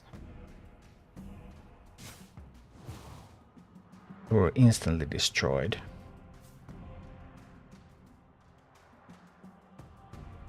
UNVF time.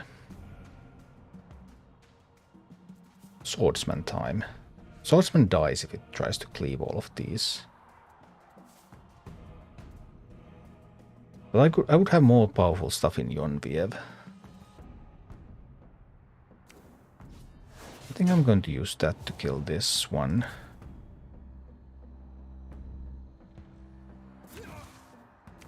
And Swordsman will kill these two. Let's try something like that.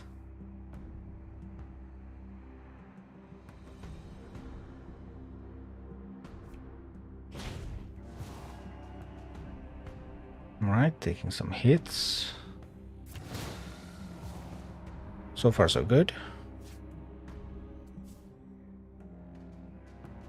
And Craxus is pretty sweet.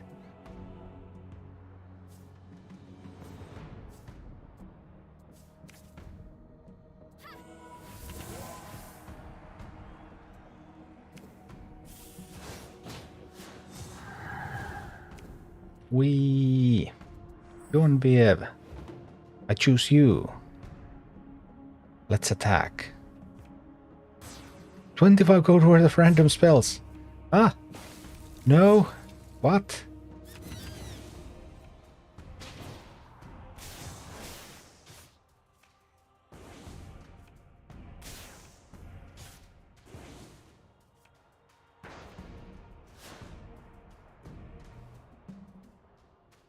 That was it? That was all?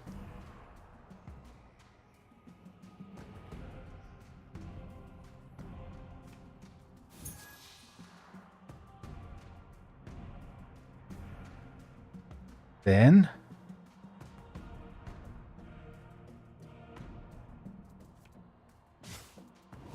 No.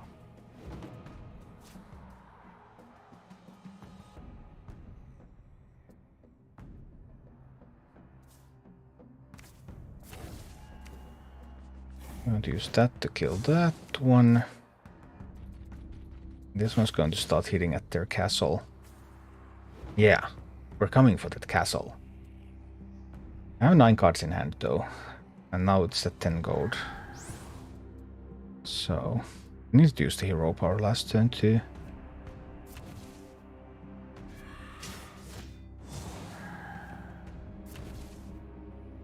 Okay, a Flame Knight, that's fine, that's fine.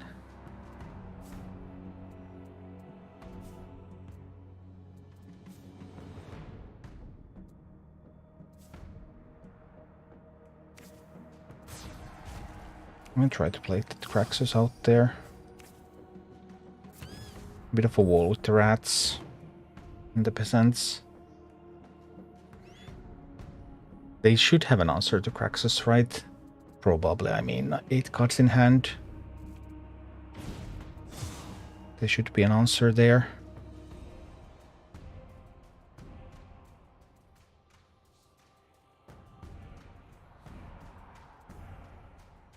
Let's see. I like cards. Cards are good.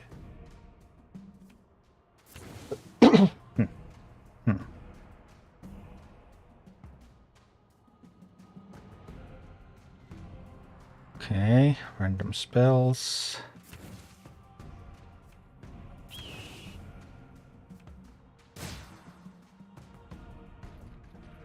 Oh, that helps them. Okay.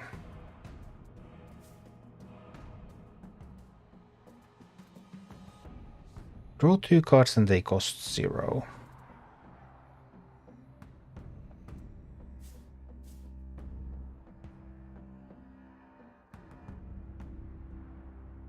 Are we going for that?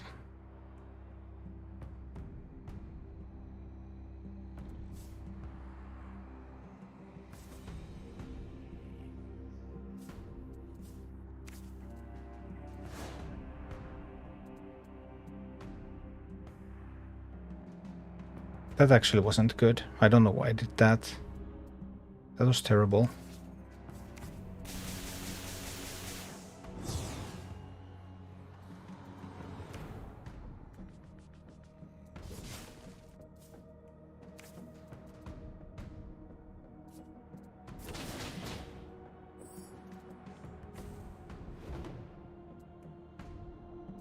They need another 8 damage.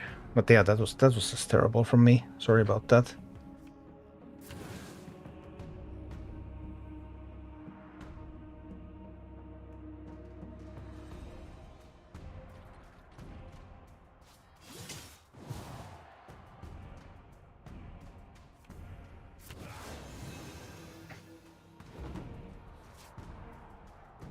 Where did the Earth Knight come from?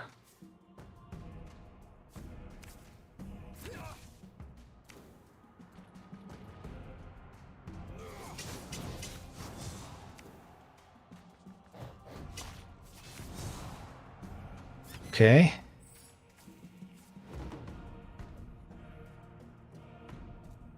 Should have used the Lieutenant earlier.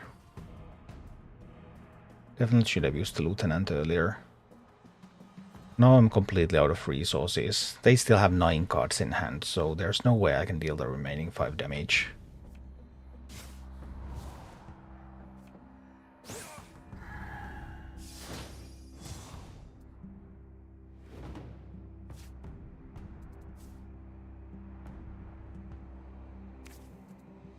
I guess.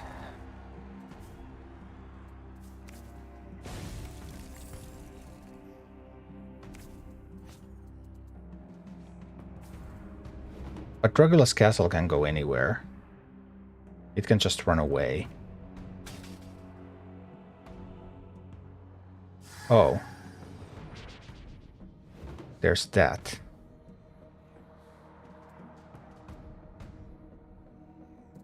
$18 damage is coming. I see, I see.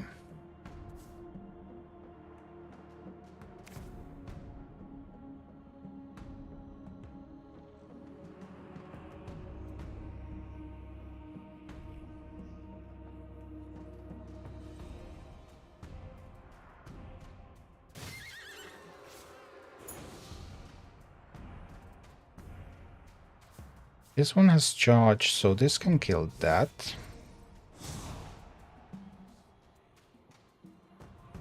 It's 19 damage. So this can move over there. When the castle's going to come back, maybe. The Berserk unit can go over here. The penguin can go over there. But I can also summon a peasant.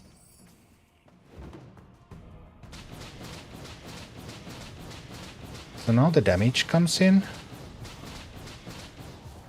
I was hoping that the Berserker would live, and then the Berserker would go and kill the castle. Sadly, that didn't happen. And with 8 cards in hand, I think they have an answer to a 5-5. I think they have an answer to a 5-5. I mean, if the Berserker wasn't killed, then the Berserker would have just walked over here and destroyed the castle. That was the plan. But maybe the Scream doesn't kill it.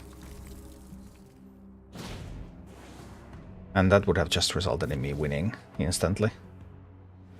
But now, not so much.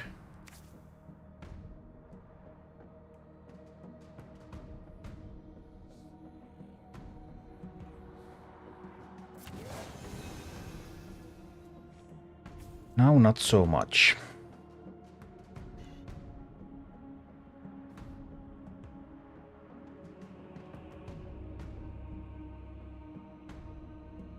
Don't have a way to deal 5 damage. I mean, they have nothing left in the deck. So, if I could defend, they would eventually die to fatigue, but it still takes 3 turns.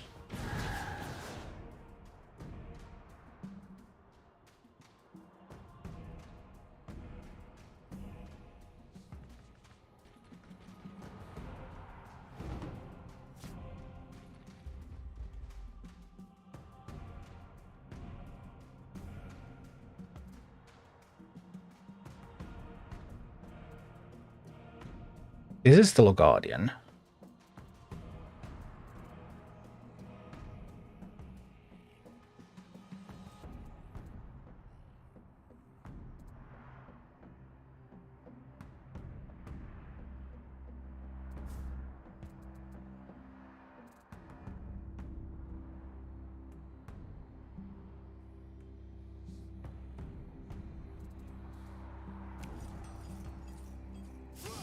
I'll need a peasant. I think I need to shoot that one down. Prevent it from shooting my castle. The other alternative was to shoot at their castle, which would mean that they would be on a 2-turn clock. Instead of a 3-turn clock.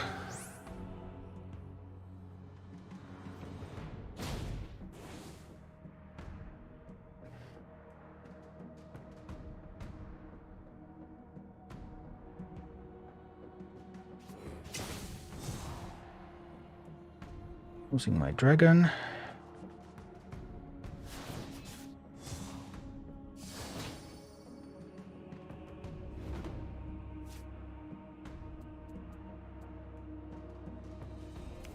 This one will have to kill that one, right? This one will not reach my castle.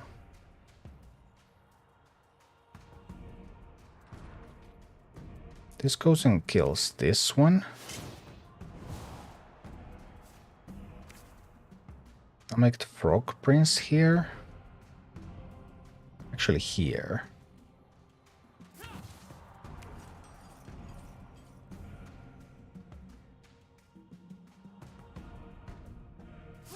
Also summon a peasant.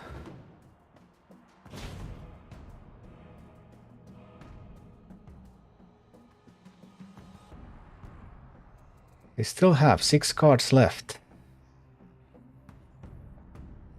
Oh dear, oh dear. No! They were able to reach my castle.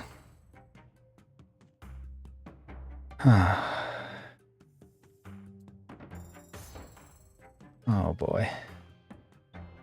Oh yeah. Didn't realize you were a streamer. Yeah.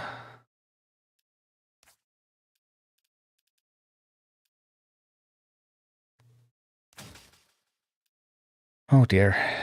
Yeah, I should have probably put peasant behind the prince. I didn't think that they would have a way to kill the prince, but I was obviously incorrect about that one. But that would have been a little bit safer.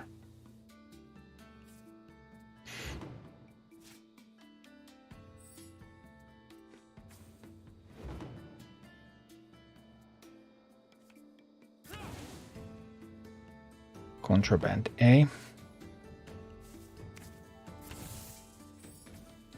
Let's see. I'm scared of Dragon's Fire from Warlock. Yeah, I don't know the cards in the game, so it's kind of difficult to evaluate what could be coming.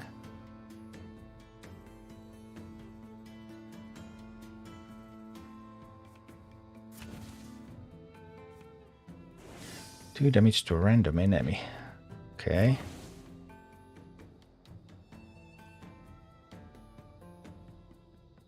It could also be the castle, right? I suppose.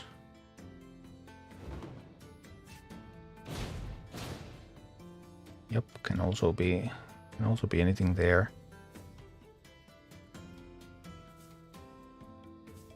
I think I want to get rid of that.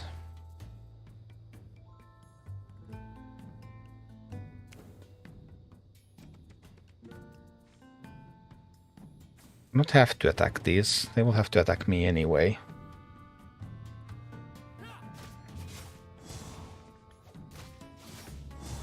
Could have also ran away. I should have actually ran away there. Then the other one could not have reached me. That would have presented much more like... There's so much you can do with the board grid. Really.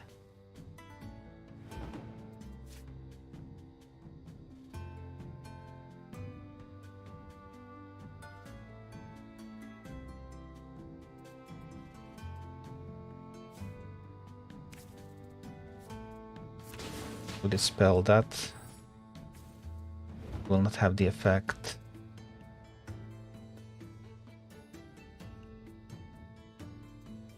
Next turn, I suppose it's gonna be the Frog Prince. Probably into the Lieutenant.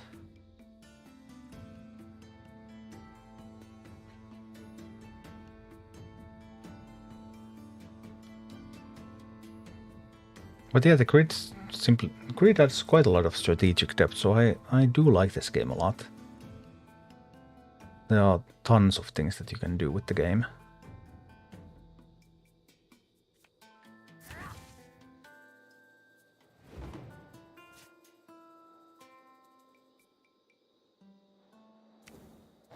I'll just take that fight there, so that we can get our Frog Prince here.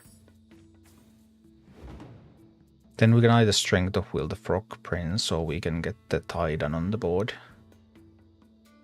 Probably trying to go for the Titan.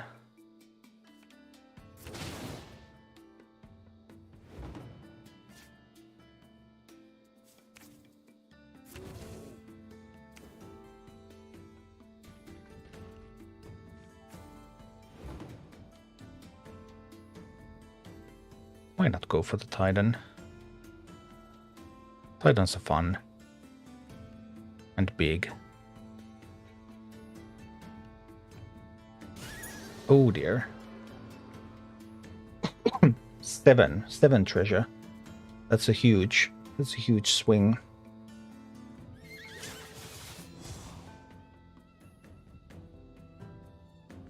What will they do with it?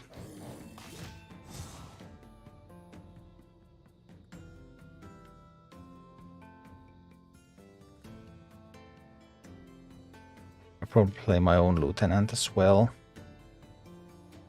See if I can protect the Titan. Oh. Well, I definitely can't protect the Titan then.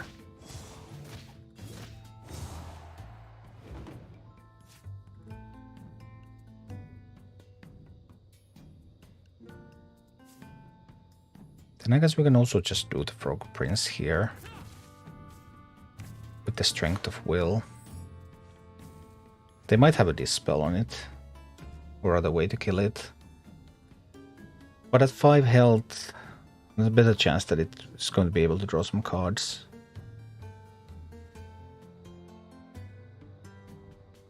They have access to 10 gold this turn. That is huge. Let's see.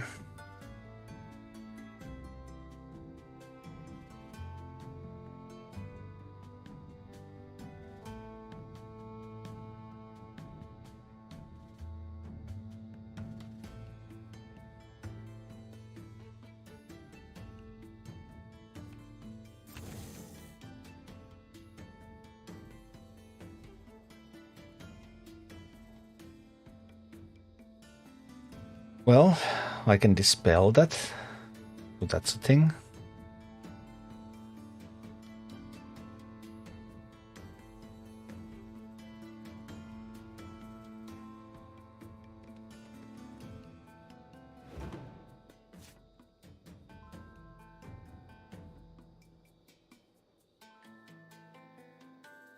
I can do it like this. Deal 3 damage to everything, including to my Frog Prince, so I draw another card. Then I can use the Manticore here to dispel that, so that it will not give more minions. And then the Frog Prince can kill that, take some damage, and draw another card.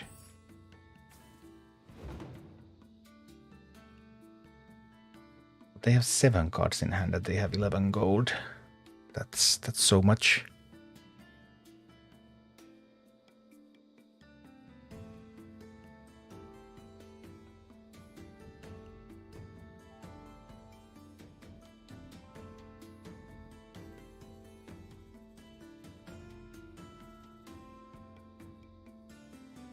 Okay.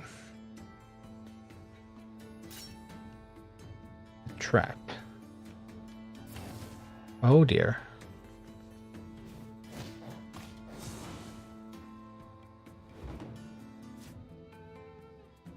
I don't have much that can handle that. I have to try this.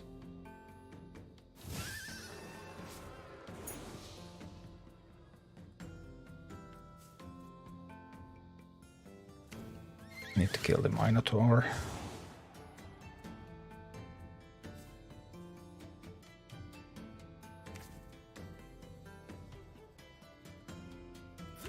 Need to get the Berserker out there. Make it big.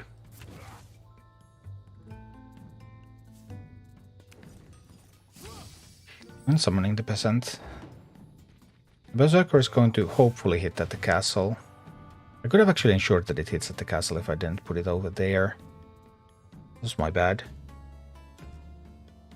Although maybe the depot is fine too, but the problem is they have tons of resources that I have none, so they have just been so much more effective with their resources.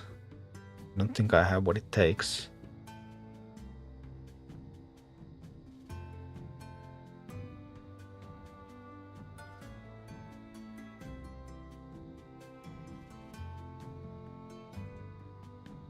I don't think I have what it takes.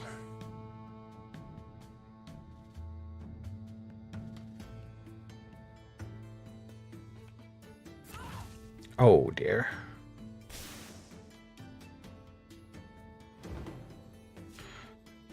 Oh dear, oh dear.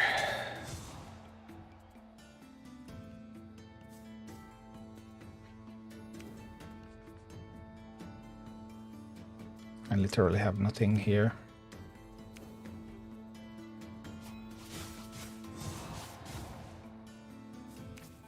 Need to get another Titan out there.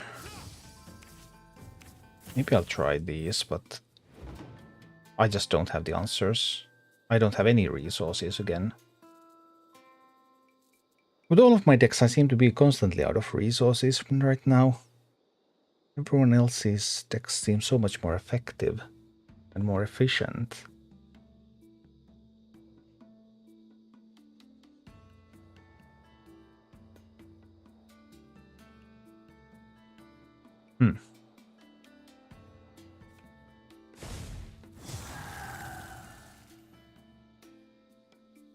Yeah, I'm just not getting anywhere.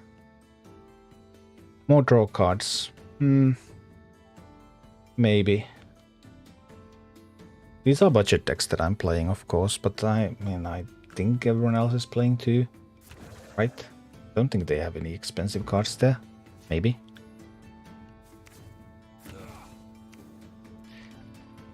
This is a fun cleave, because you can cleave at the castle. You can't directly attack a castle, but if you cleave something else and the castle is next to you, then the cleave damage does go into the castle as well.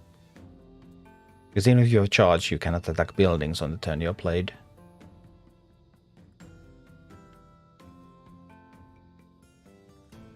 Getting the cleaving is still nice.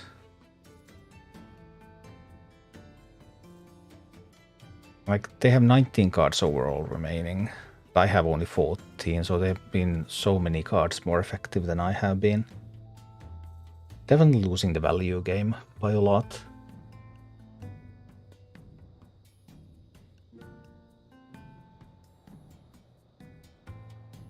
Do you have Winds of the North? I don't know what that is.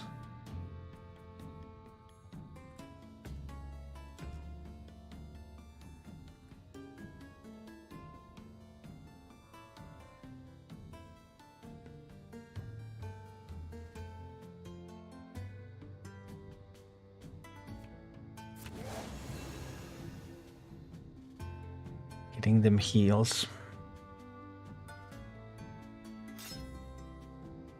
Oh, traps again. I hate those traps.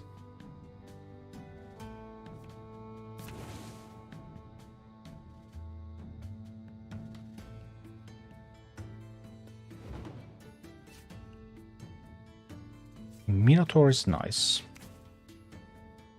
We're going to give it a try.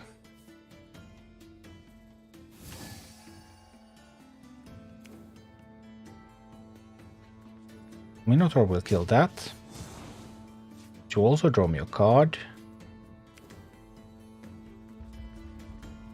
And then I get to smack at their base.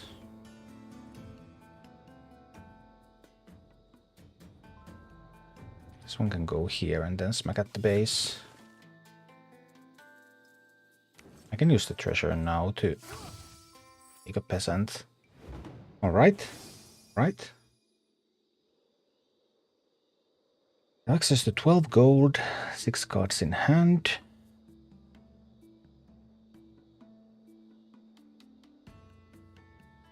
Maybe. Either of the cleave units could go into a position where they can hit the castle and the building. Next turn if one of these survives. And there's nothing in front of them, so...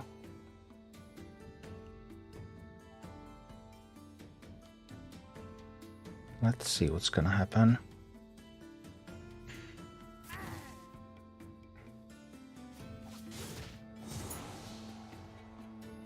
Alright, getting some hits into the Titan.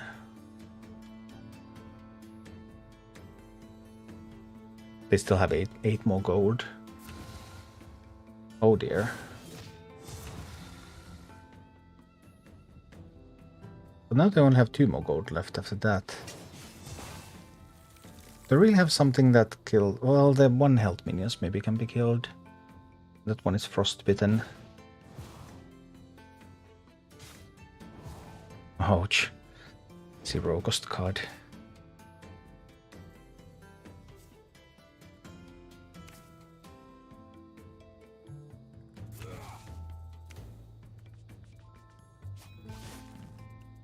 Trying to push.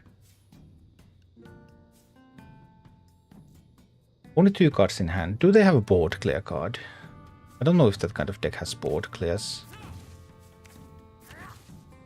I guess we're about to find out.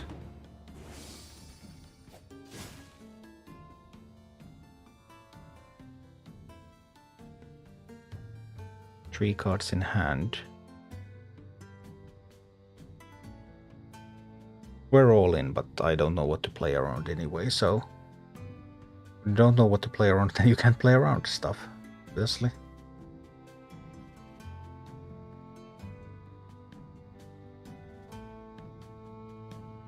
Just asking them if they happen to have it.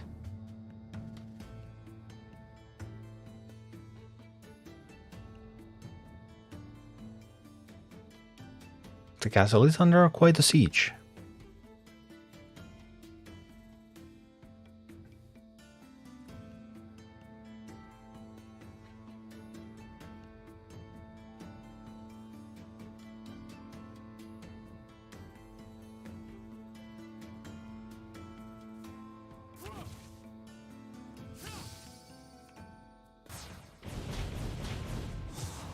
Okay.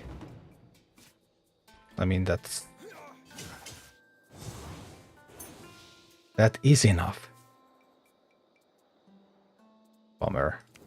Well, this gets to go here anyway. I mean, I think I'm committing the Minotaur here.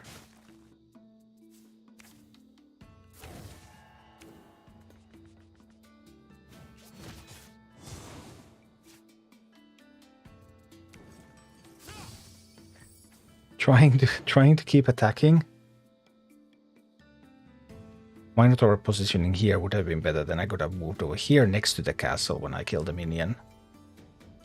So I would have always been within reach to hit the castle, even if they summon something.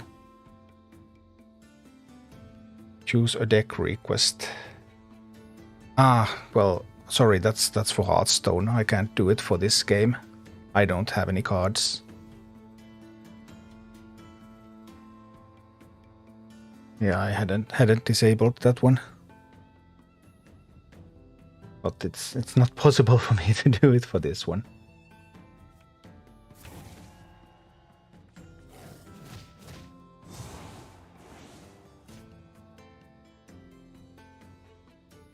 I got a card.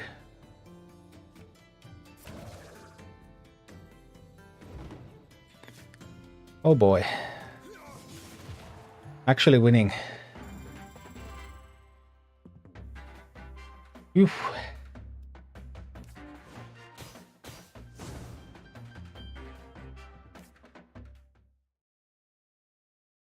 Oh, that was a close one.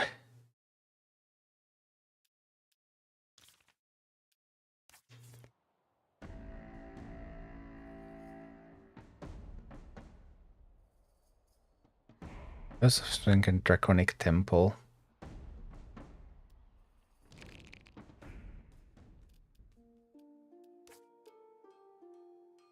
Burst of Strength. I don't have that.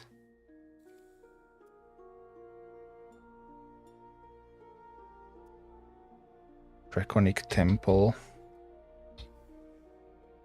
I have one copy of Draconic Temple. Apparently. But anyway. That's going to be it for now. So, it's a fun game. And you can find this game... But do we have a command? We do have a command. You can find this game on Steam, on Android, on iOS, and you can also use my promo code, which is Old Guardian. That will give you 5 free packs if you decide to start with this game. And it was released on the weekend fully, also for mobile. I have had fun with this game. Skuhammer, Rumble Guides have been a blessing. Hey, thanks. Speaking of Rumble Guides, next I'm going to go edit some more Rumble Guides.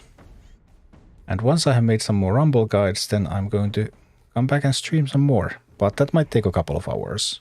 So that's going to be all for this time.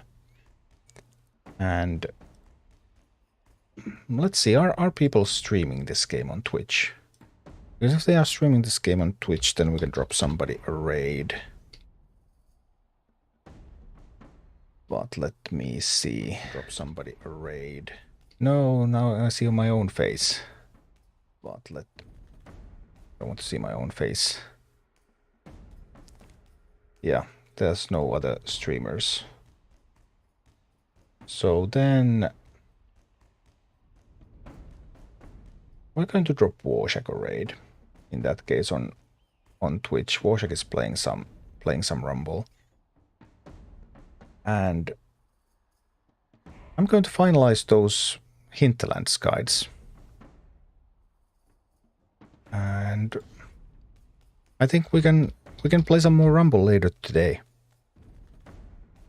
Just as soon as I make a couple of guides first.